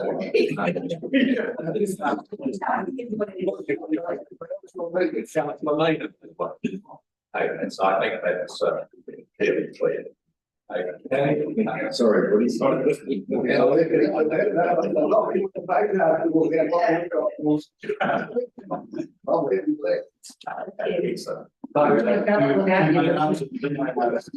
I think that would have you, wouldn't Final note is that, in my experience, of most of the people I do business with in the world, they are honest. You know, I don't find people trying to, you know, shake my nose. And I think most people have written me, I have a couple of friends who are Airbnbs, but they recognise the value of things like water and destination around the vines. They know that they depend on all of those activities for their income, but they're not stupid. And I don't think there's any of them really have a problem with recognising that it's in everybody's benefit. So I wish you well with your statutory declaration. And as you say, it's going to be a friend. Absolutely. Yeah. Right, what are we going to have fun with this? So this one is a fairly small targeted rates infrastructure resilience rate, which is the one taking over. There was no indication last week that you wanted anything different models. Arguments tends to be over the name at the moment, and unfortunately in all of my spreadsheets it's called the events reserve. And I didn't want to change it just in case something collapsed in the spreadsheet. So we're using that word used. It is this the infrastructure resilience fund. And unsurprisingly, because you're basing it to pure capital value, it reflects the same split. The 62% is in residential properties and 34% is in those rural non-residential. So people who pay the most of us after farmers, I think, followed closely by rural lifestyles. But reflecting the fact that they make up, so pastoral farms make up 21% of the CV of the district. Yeah. Okay, Councillor Gray. So two things. One, is this something that we could also have a differential with forestry going into? What's the rationale? Because forestry is, kind of goes hand in hand with more damage to roads and the damage from slash.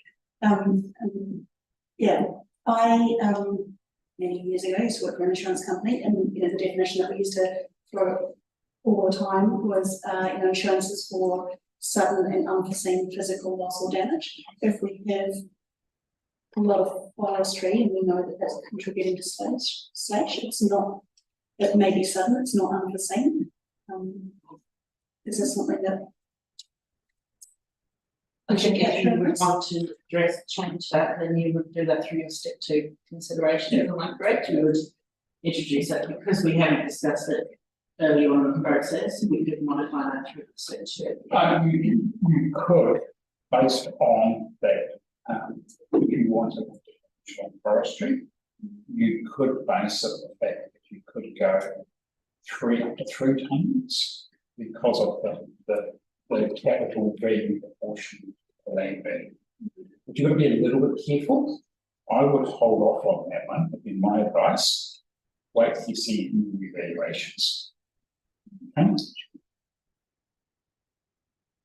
And when will we see those re-evaluations? Like, Hopefully, models in consultation.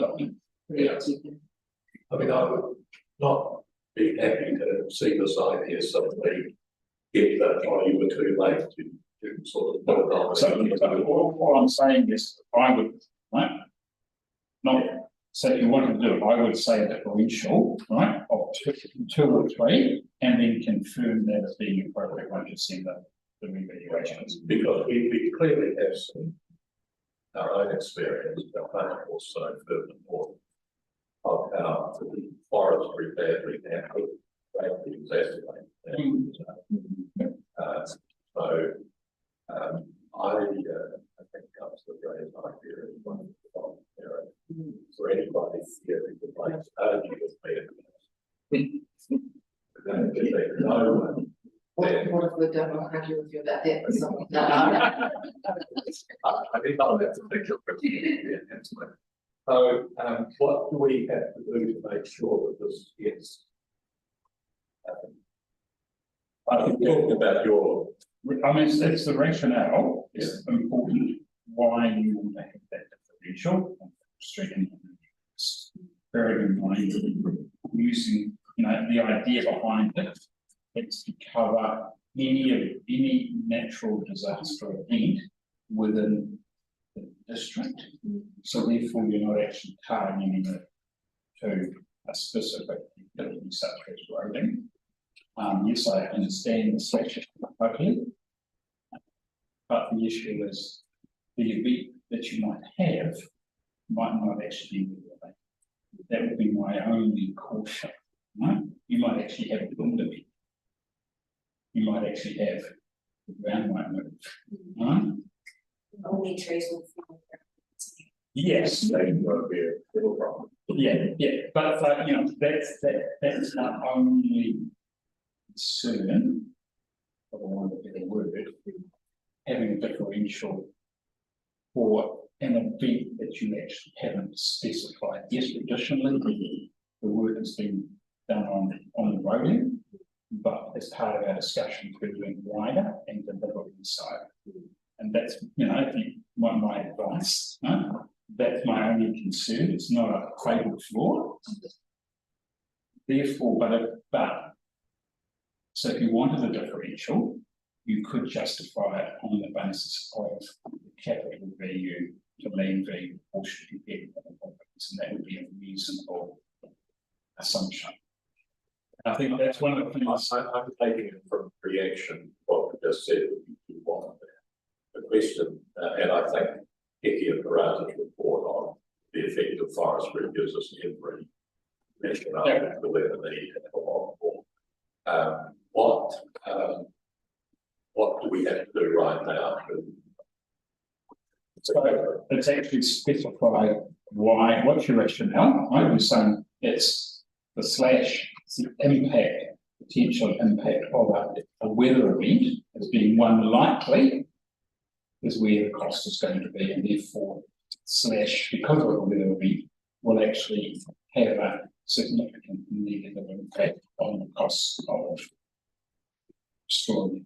So I think if any worse, and you've got that makes you Yep.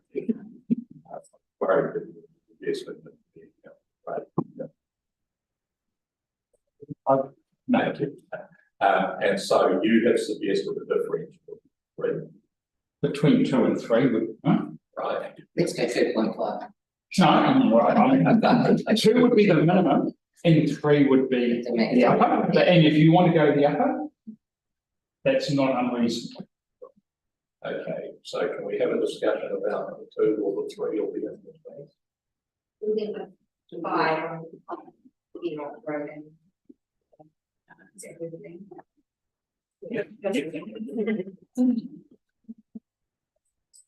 Marines, reserve seats. They've got an application from the deputy there. Body was right.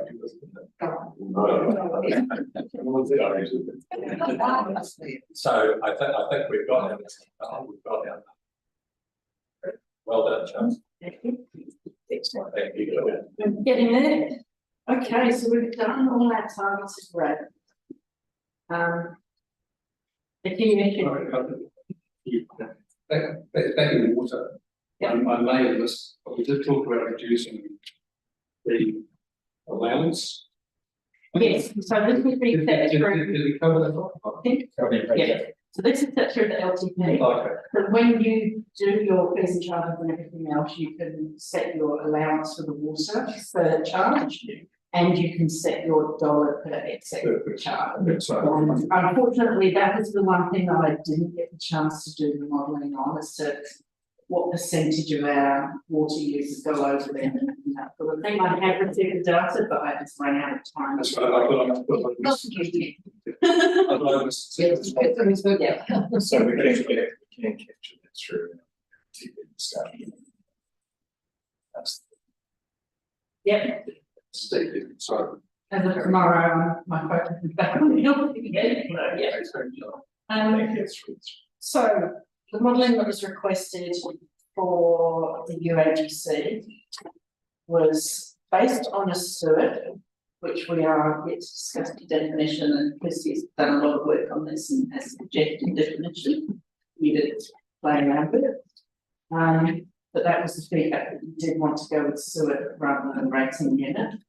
And to look at, so we identified a range from 20 to 30% of general rates would be covered from the UAGC. I modelled previously on the middle of that, and I've now done the bottom and the higher end, because there was a lot of feedback from federated farmers, for example, about using the upper end of that range. And the remainder would be on council based rate, and with currently no identifiable differentials. Bearing in mind that a capital value system usually requires less differentials than a main value based system. And the principle.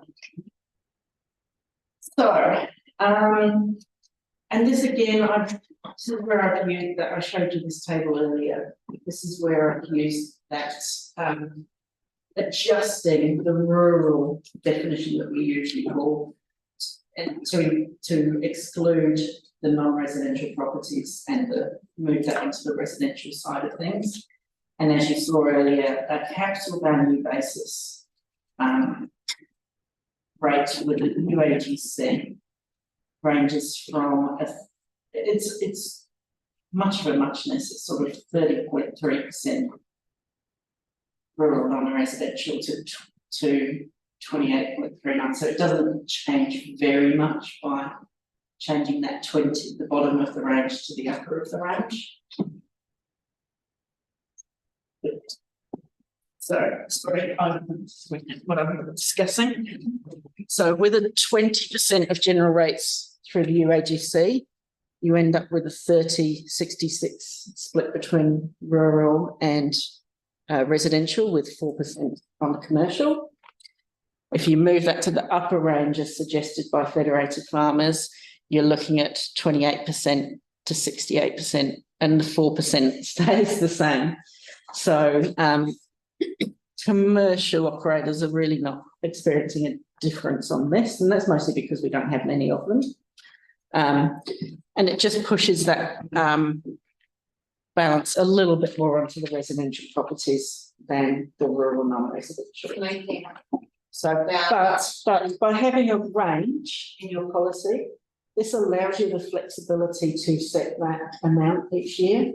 So you could choose to use that flexibility rather than saying 30% is what we will forever use. Making about 150,000.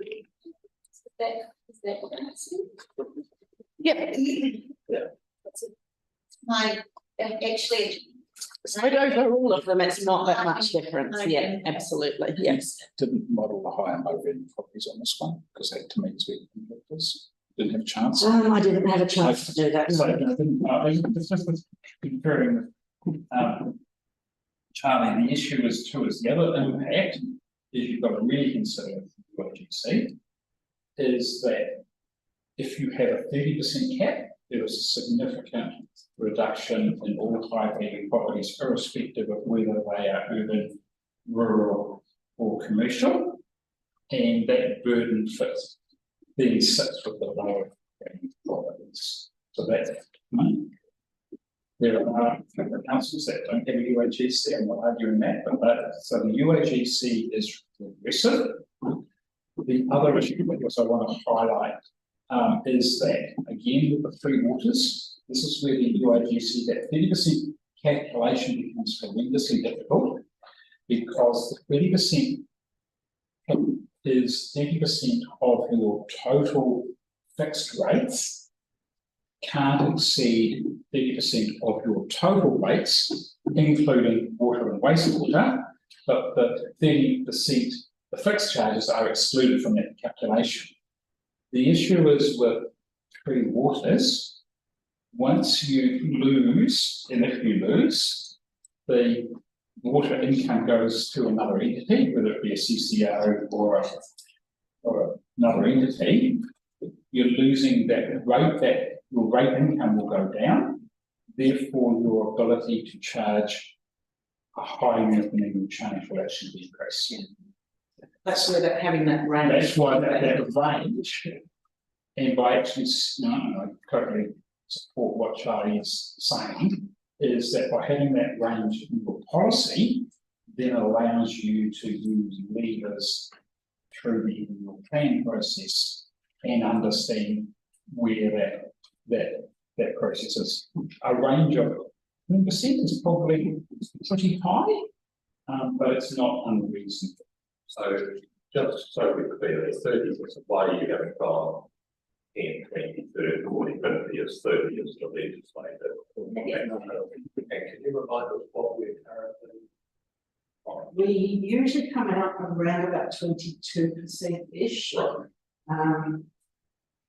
But it's been quite a while since I looked at that. But give them a Just so sorry.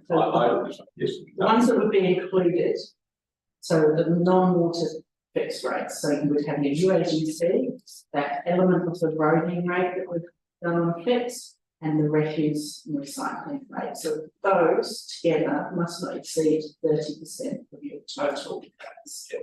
So one of the things I'm very confident of, because I spent quite a lot of time actually the plan, was talking to people about what actually was, because some people got, shall we say, scared by figures that didn't actually apply to them. So I wrote out their figure and say, well, what's going to happen here?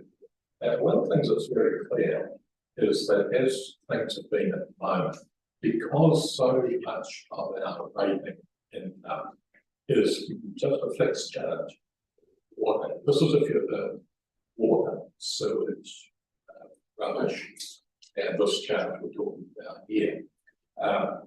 The difference between a low value houses properties rates and a much higher value properties rates, we're just about negligible.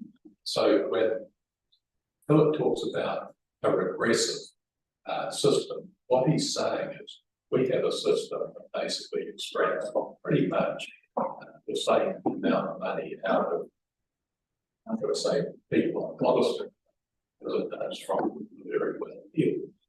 I'm uncomfortable. And it's certainly, if I can just indicate that my wish for the range is much nearer the bottom end, but other people may have a different. I can certainly understand why you're in a family want to see the upland of this of the percentage use close computing. It does, I do hear that there's concern that the higher we get towards that 30, the more that our very low value houses pay, and whilst rating of a very crude tool for saying that a house property value is correlates with income, it does concern me that we've got more burden to our household. So it's trying to strike the balance as we have all along between what is fair across both that farming community and for our residential potentially low income community as well.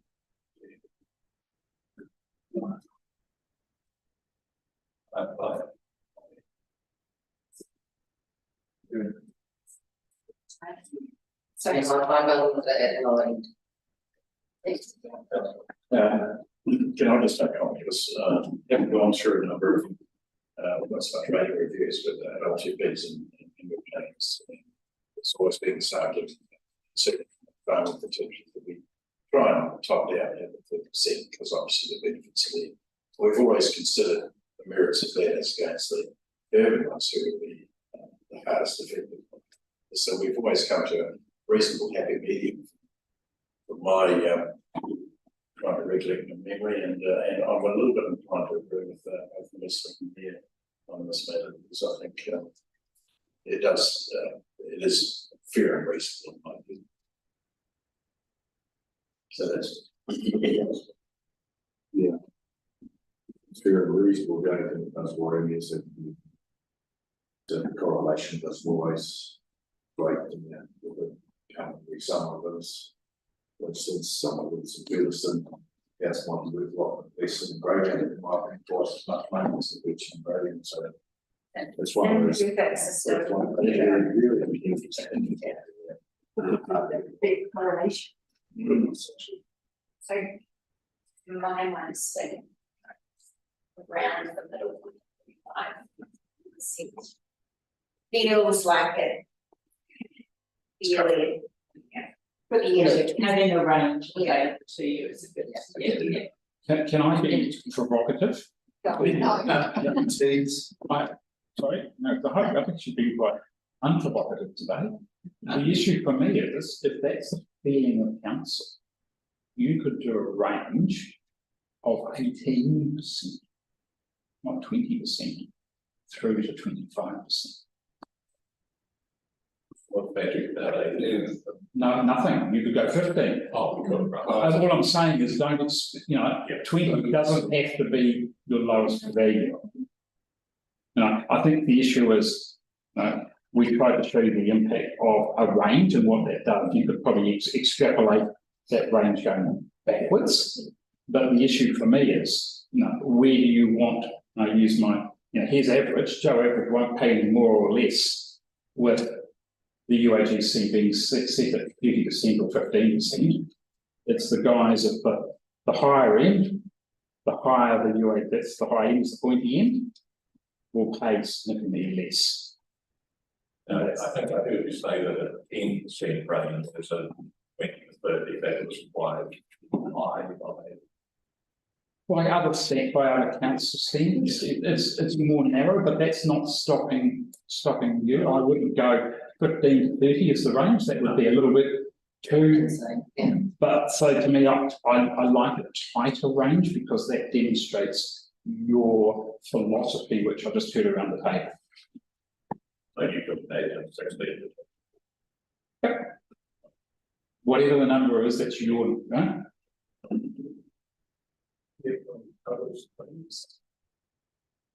Well, in that case, I agree with that. would make a recommendation that you go with the 16-24 range. What was the last figure you said? 16, 16. Okay. but very flexible. Or 20 to 30, whether it's range.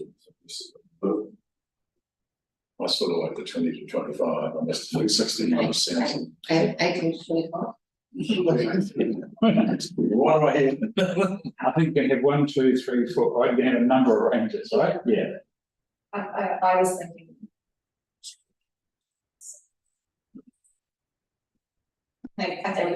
I appreciate what you're trying to achieve, but I think if we're looking at balance, you that we don't shift it. No, Yeah.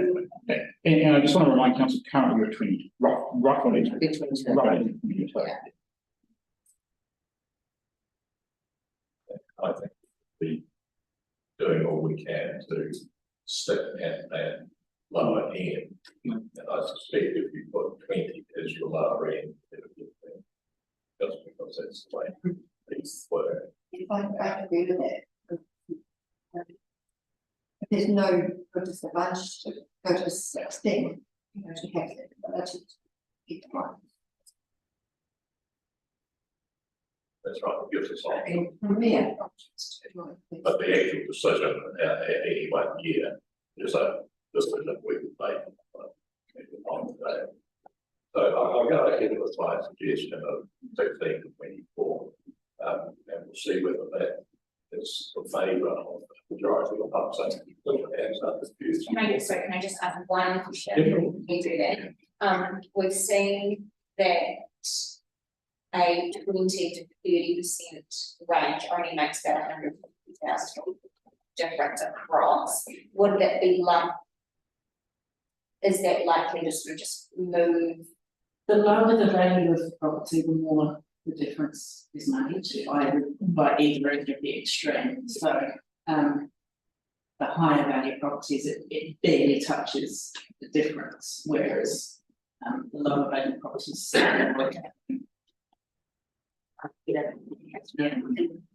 Without looking at it, I can say, yeah. Okay, so proposal before us is 1624. Please raise your hand. One person has no, somebody else will have to come up with one. Can I suggest that 21 to 26? You can. Are we voting on that? We are going to. But I just say a little comment it's been now. You know, Obviously, right, okay, right, yeah, don't use them. Learn it, expression. But I'm just giving the opportunity for that time. Question. Okay, so the proposal was 21 to 26. 21 to 26, all in favour, please say aye. 1, 2, 3, 4, 5. Everyone. Okay. Very much. So I think I didn't hear any requests to model land value, but I thought I did for you. Oh, okay. As an interest, and we showed you that earlier. So that was where the burden reflects much more on non-residential to residential. Yes, it's now time to look at that vote and look at that as a final vote, and so with no differentials currently for next year. So, I see, so you put But that's land. Yeah. So you want to vote on a final. Please decide. Kind of ask, so it's been held by please. Well, is there anybody who doesn't wish to retain land value basis? So land value is much more to the 60-40 split. Yes, Yeah. Nobody's got their hands, so let's just do a double check. Who is voting in favour of capital value? That's So that's really strong. Okay, thank you. So I think the last thing before we go on to the general economic and social wellbeing issues is the definition of a SUP or SUP, however you want to pronounce it. So SUIP, separately used and inhabitable park or inhabitable. Yeah. And Aurora is very important. Visited or inhabitable. The legislation is quite specific. You do not, there's no commas in the room. Amanda, right? You're not trying to change it, right? You're not trying to, there any spelling freaks in the right? Or, no? Okay, so I thought I calculated a suggested definitions and some examples last night. So a SUP includes any portion inhabitable or used by the owner or a person other than the owner who has the right to use or inhabit that portion by virtue of tenancy, lease, license or other agreement. It includes separately used parks, whether or not actually occupied at any particular time, which are used by the owner for rental or other form of occupation on an occasional or long-term basis by someone other than the owner. A rating unit that has a single use for occupation is treated as having one separately used or inhabitable part. And identification of dwellings is taken in the nature of improvements by QV. Enclosure is not limited to dwelling, grade, batch, cottage, flat. And we can seek further clarification from the DPF on studios and sleep house if required. So examples that we have of clarification, so I'm gonna basically essentially be asking you, would you want this example a per use?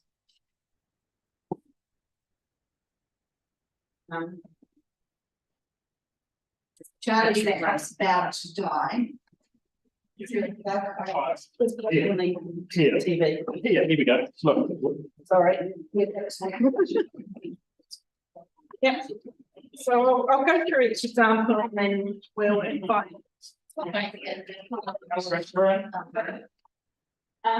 So example number one is fairly easy to understand. Multiple dwellings on a property are used by dependent family members or a caregiver. Would you want to grant permission if there is evidence of dependency provided? So the ratepayer would be able to identify and notify potential rating units and give them an opt-out sort of option. So if we write to a property owner and say, we notice that you've got a separate property, separate dwelling, sorry, on your property. We intend on rating you as a separate sewer.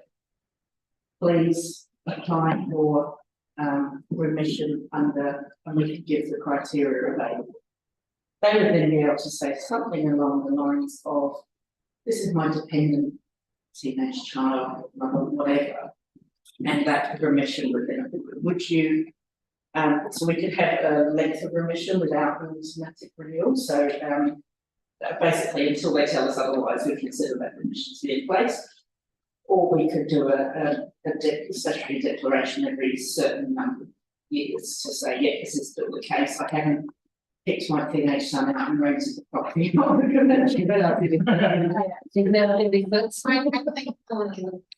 one needs to be for a set period of time, because naturally if you've got a dependent child, parent or something like that, that is for a finite amount of time. Eventually the child will move out, and eventually that's dead won't be with you longer.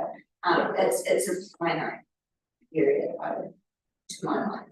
You review that every 3 years or every 5 years. I have seen other councils requesting that one for 3 years. It's just. Makes sense. Can I just sorry, Mr. Chair, can I just get some clarity around this? If you have a property and it's got one unit dwelling and ground, is that a property with 2 sewers, or is that a property with an additional sewer? Sorry, so we did discuss, I voted to discuss it last week, I can't remember now. But generally the indication of a separately used or habitable property or dwelling would be that there's things like a separate entrance, separate bathing, cooking facilities.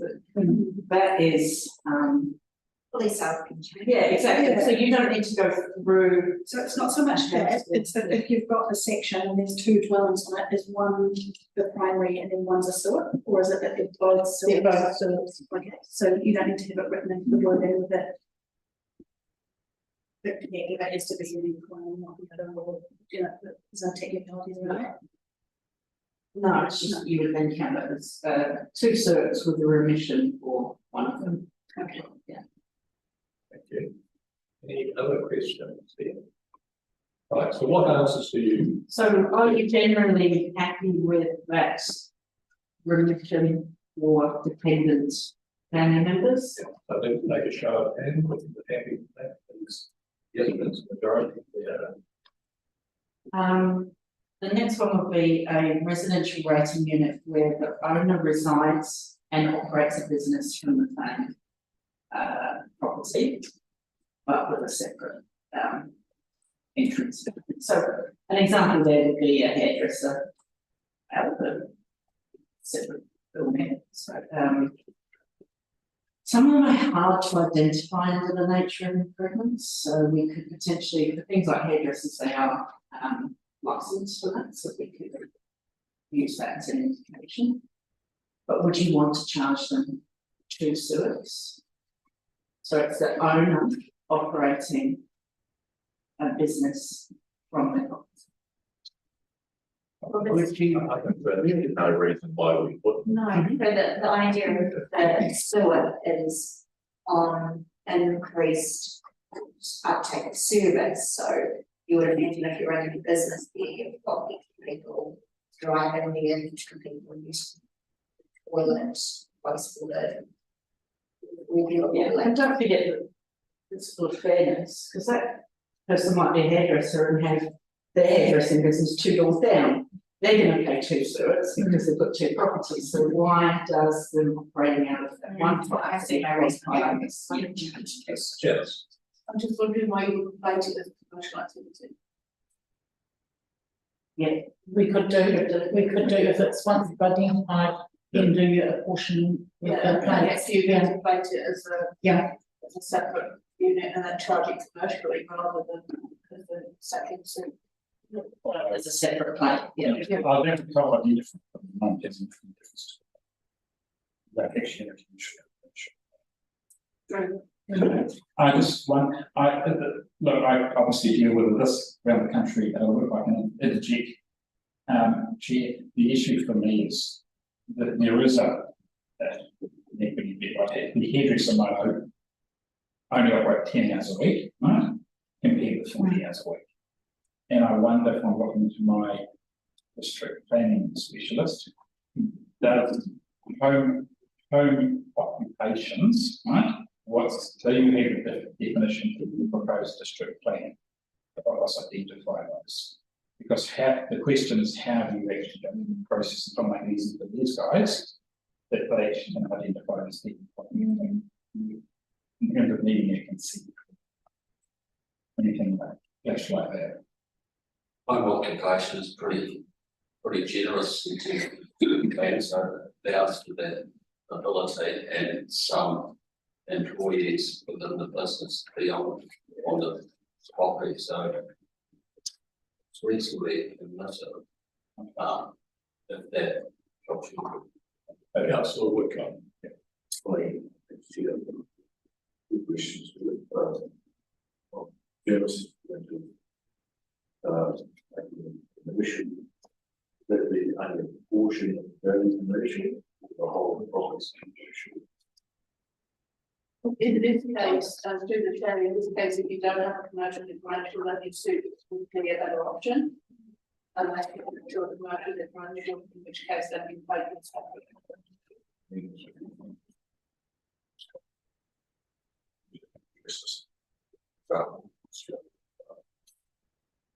Ever, home because it only does like 5 or 10 haircuts a week. So how do you differentiate chances to have to try and get it's closed? Yeah. It can be getting someone who wants to shop. Yeah. Probably. Not too much administrative complication on that, but so you have a remission policy. But ratepayers have the ability to apply, and we can bring it to council if it comes outside of the remission policy. So if the administrative remission policy within it's found, if there's something that is unusual, odd, one example of, for example, you as council can decide on a remission for that policy. I think we also be careful about what we're trying to do. And one of the benefits of having the SUIP being rated in the way we're planning is that we look at somewhere like the orchards and Greytown, where there are around 50 or 60 properties. Some of them you value much more highly than the average villa in the town. And we collect rates from each one of them, rather than a single rate over the properties. Now let's imagine one of them is vacant for a period, as sometimes happens, and the management says to the neighbour next door, I hear you want to get a grooming business, why don't you go and use that? We don't care. it's still a separate unit that could be used as a dwelling and like contribute costs to the council. And that's what we're trying to do, is we get a fair over everyone system. And so I don't think we care whether they're hairdressing, leaving it vacant, running pet grooming, you know, or Airbnb. I mean, it is a property there that's connected to the services, etc. You know, we need to be able to fairly across the whole district attribute costs on a fair and good basis. Yes, unless anyone's got a comment, we ask for a yes or no on that one. Should a business on the same property as a residential be charged to service or an extra fee per use, or would you? We made the exception for the separate property being used as an extension of the family home. I think everybody was supportive of that. But the question is, can we think of any other reason why we would exclude them? And so far, I'm not convinced that we have heard an idea that people support. But I have one more suggested. Go on then. So where you have a business, so for example, a motel, and the separately used part is for a dependent, so a residential manager, for example. It's dependent on the business being there. Do you want to break the motel as one cert and the residential property for the manager as a second cert? Or do you consider that to be, because there's a dependency, one cert? Residential manager's got to live somewhere. Yes, if you live anywhere else, where property would be. So, Absolutely, things are other examples of where, yeah, right. So are we close to getting the yes you need? yeah, I'm. No, I was. We looked at this sort of person, while I was running numbers, she looked at an extensive number of councils and examples that they had, so. Councillor. So just on my own clarification, in actual fact, we will pick up all the Airbnb properties through the use facility. There's those that are posted to sites. Those that are unposted can potentially own one property on one dwelling property will be captured with the economic development. Distribution, correct? And in actual fact, all Airbnb properties are now addressed in some way. Yep, remember those two separate issues, because one of them came for the economic development, Yes, yeah. the other sort of factor came for the general price, yeah. And the CV factor as well. Yeah. Yeah. Okay, well, thanks very much for that, Charlie. Thank you. What would you like us to put our minds to? We're down to step 2 considerations. Let me go back to sharing my screen for some reason.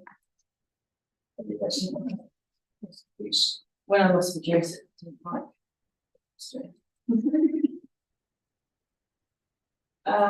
So step 2 considerations is to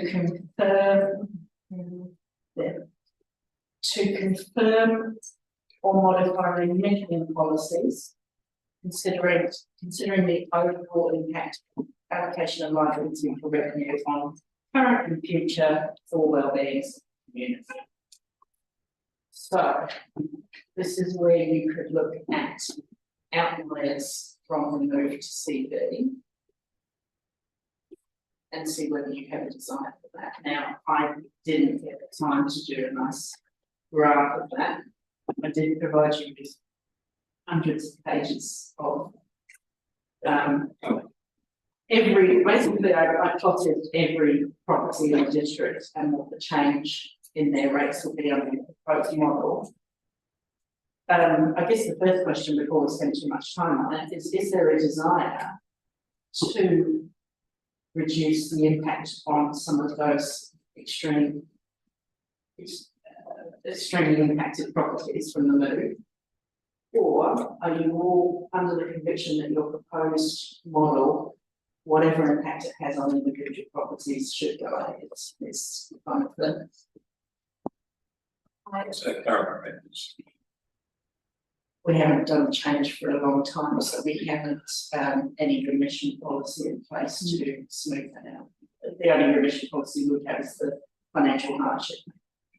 I remember councillor Evans was emailed. He indicated that he had some concerns about properties that had significantly higher increases in our submissions around ways that we could address that.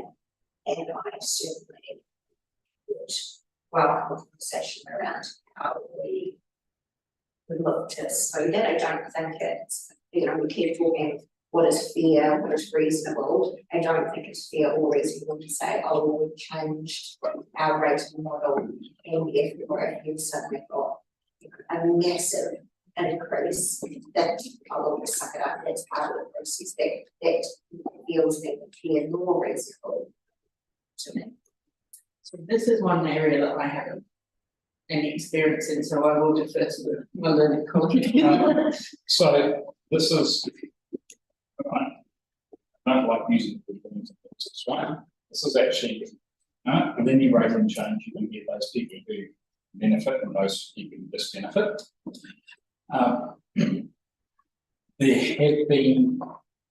There are examples where councils have had a significant move and they have allowed those properties that have had a percentage dollar value over a certain percentage allowed to have the rates remitted progressively up to a maximum of 3 years.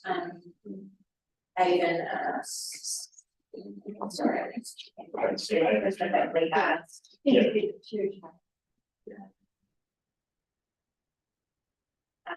can you please ask Charlie if there's ways to get any increases the dollar value over say X amount over 3 to 5 years? My strong recommendation is 3 years.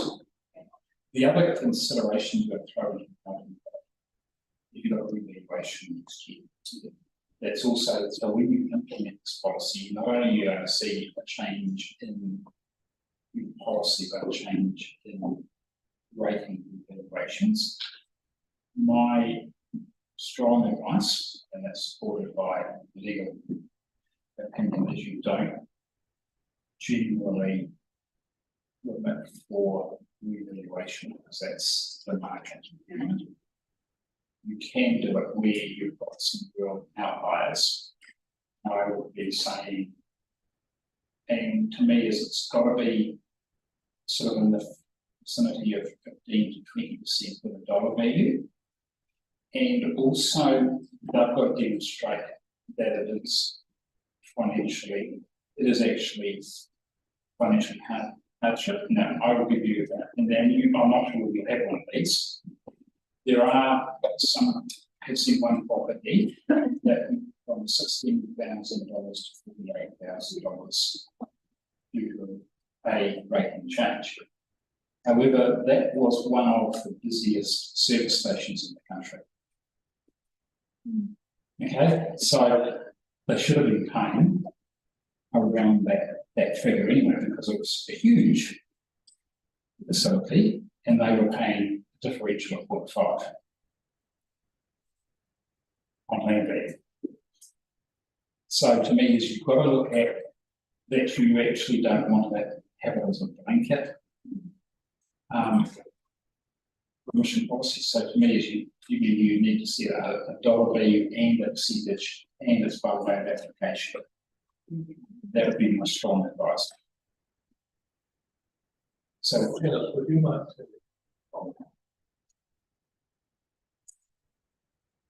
I think when we looked at stuttering, if it exceeds over 10 because we have some very extreme outcomes. That's the expert in the room. So. The reason I say 3 years is you've got the LTP, you've also got further revaluation as well. So the risk is that revaluation next time actually resolves that issue, but you're still giving them a remission policy. Remembering that we don't just increase someone's rate because their value goes up, it's as a proportion of the district's value. So to me, it's not so much about the revaluation, it's those properties that for whatever reason actually become an outlier due to the changes we've made. Not necessarily due to revaluation, because as you say, revaluation is part of the market. I think if you were to tie it to the shift between RB and CB at the initial point, then you do it for a 3 year stagger. From that, you take the CB increase out of the next budget. That would be the best way from my perspective. Councillor Roberts. I'm just wondering how many of those outliers there would like to be, about much work around. unfortunately, I ran out of time last night. So So if I can give some advice, what I would say is that, we're looking for solid your direction. We would take that away, and once we bring back formal policy for adoption, we would be saying here is a revised remission policy, which you then could consult and with your LTP.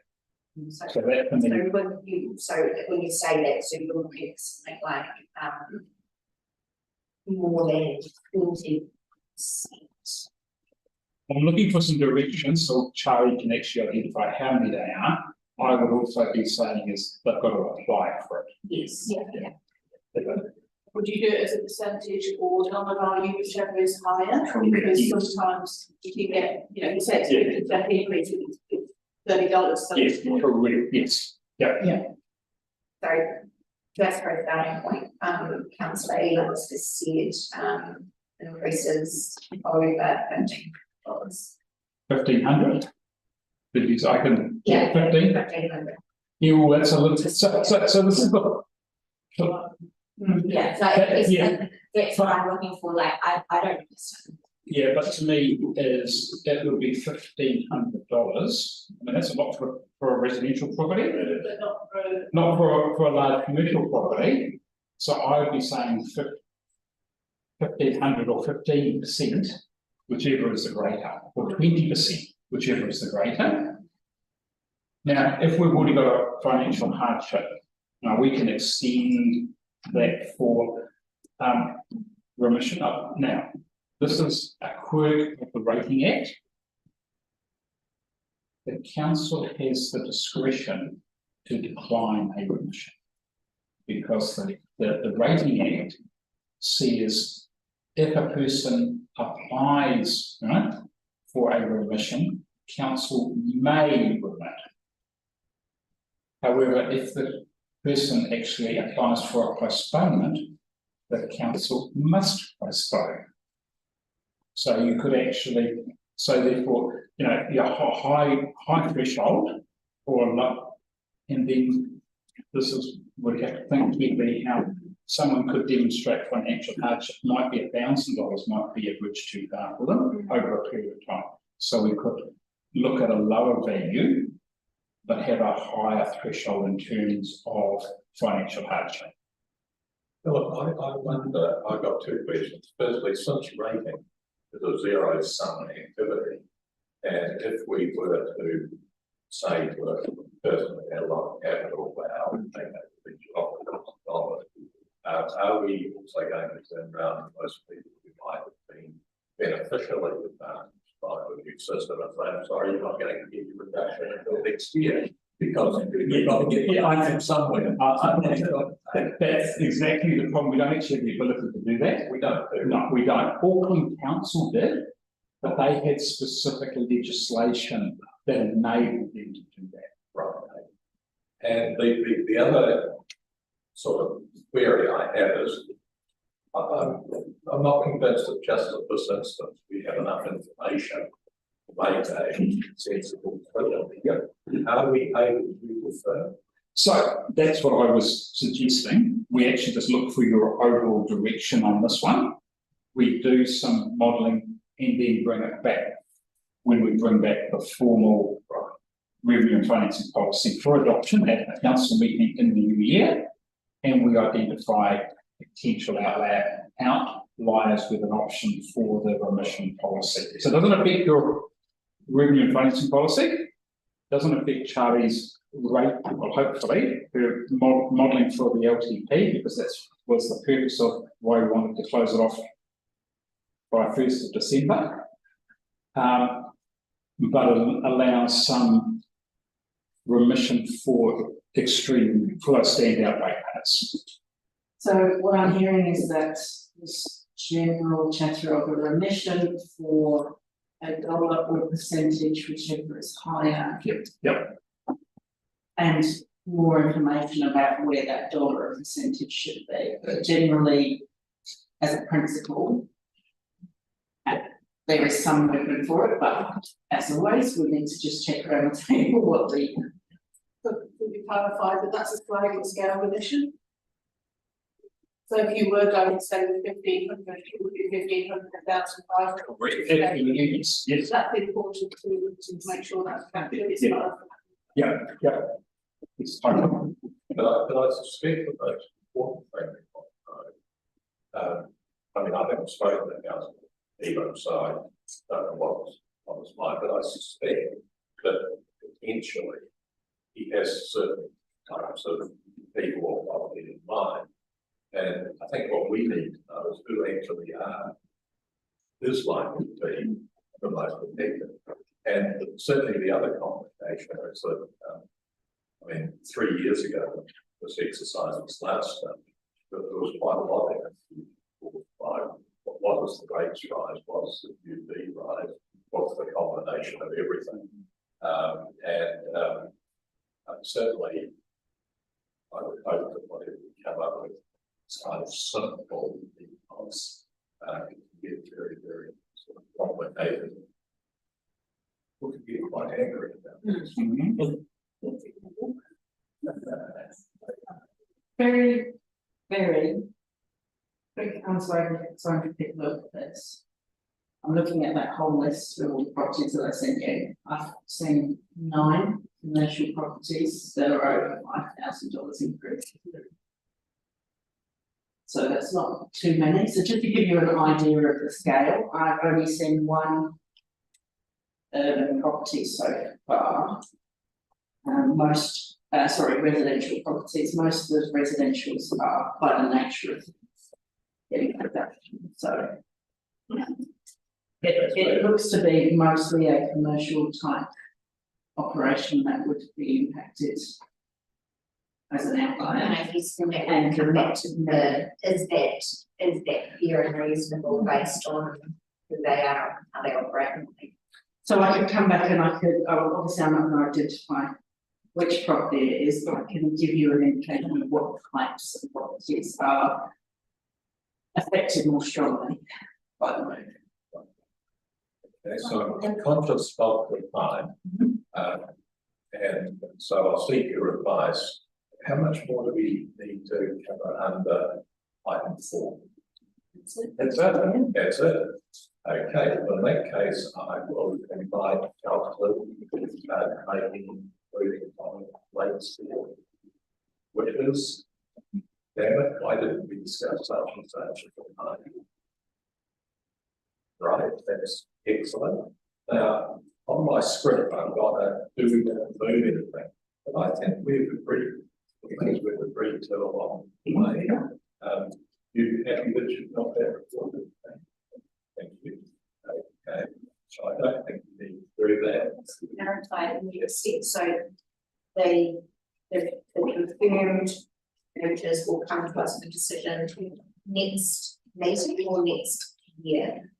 The next meeting is early next year. We won't be ready to get this side of the Christmas. So that will be for you, yes. So just to clarify, we'll be bringing back the formal policy for your adoption with the decisions we've made over the last two meetings, sessions, plus a draft remission policy with some criteria we will develop based on numbers for you to consider and adopt and then further consider through the LPP process. Councillor McCall. I'm not sure if it's proven at all, but I just don't have a probable worry that might be depressing our way of Ireland. But we did raise that issue of looking at the pension and files and to get outside of contractors that have been a neighbour type of thing.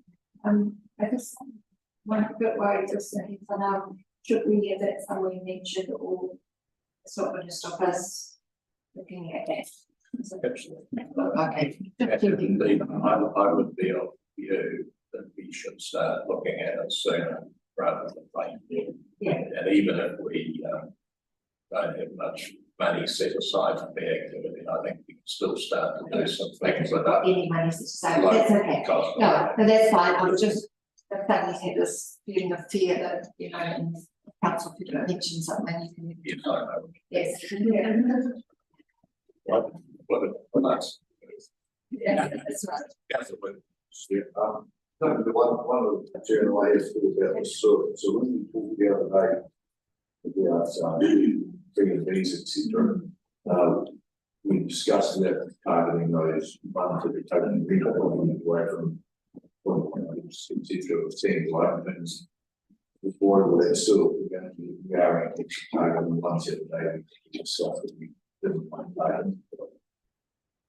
We bring out back out the back or something like it. Try and keep making it seem just so We haven't done that.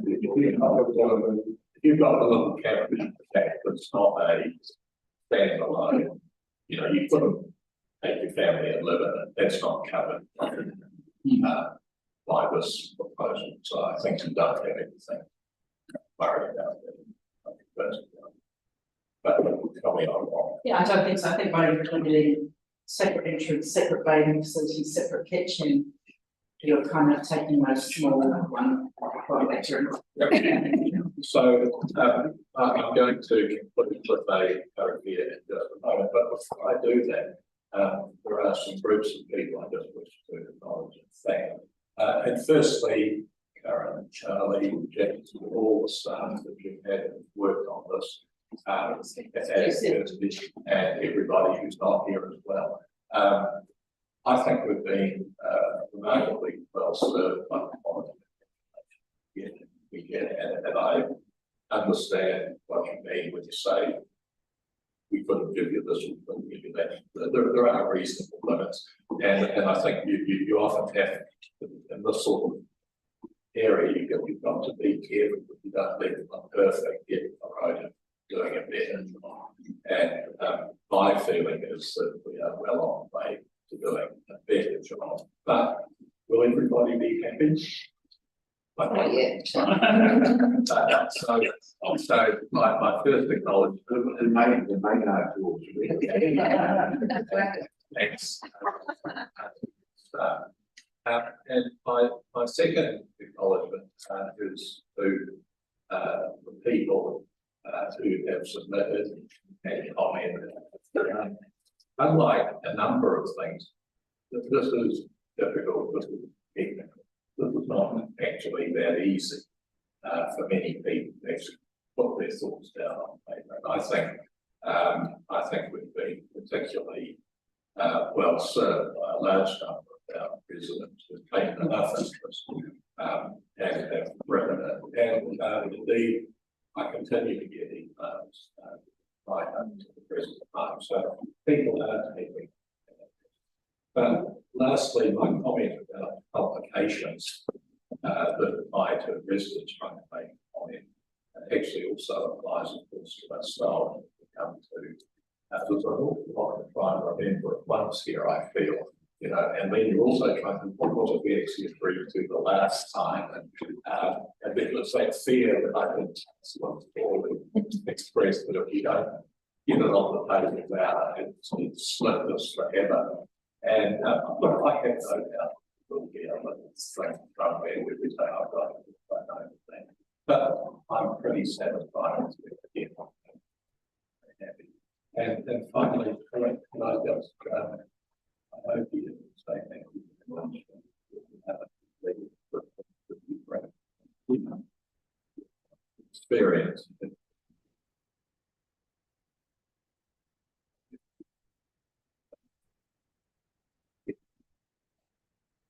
That's come down. I've only 24 minutes. You want to see?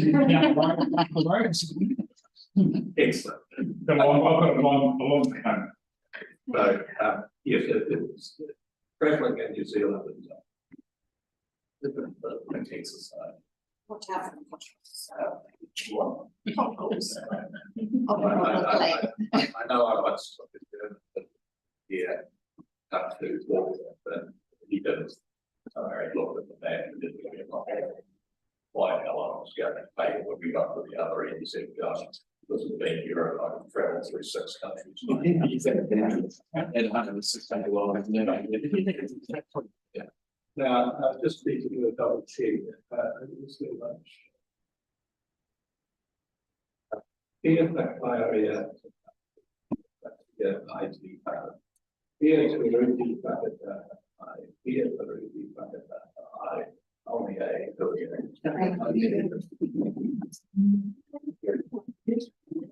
Well,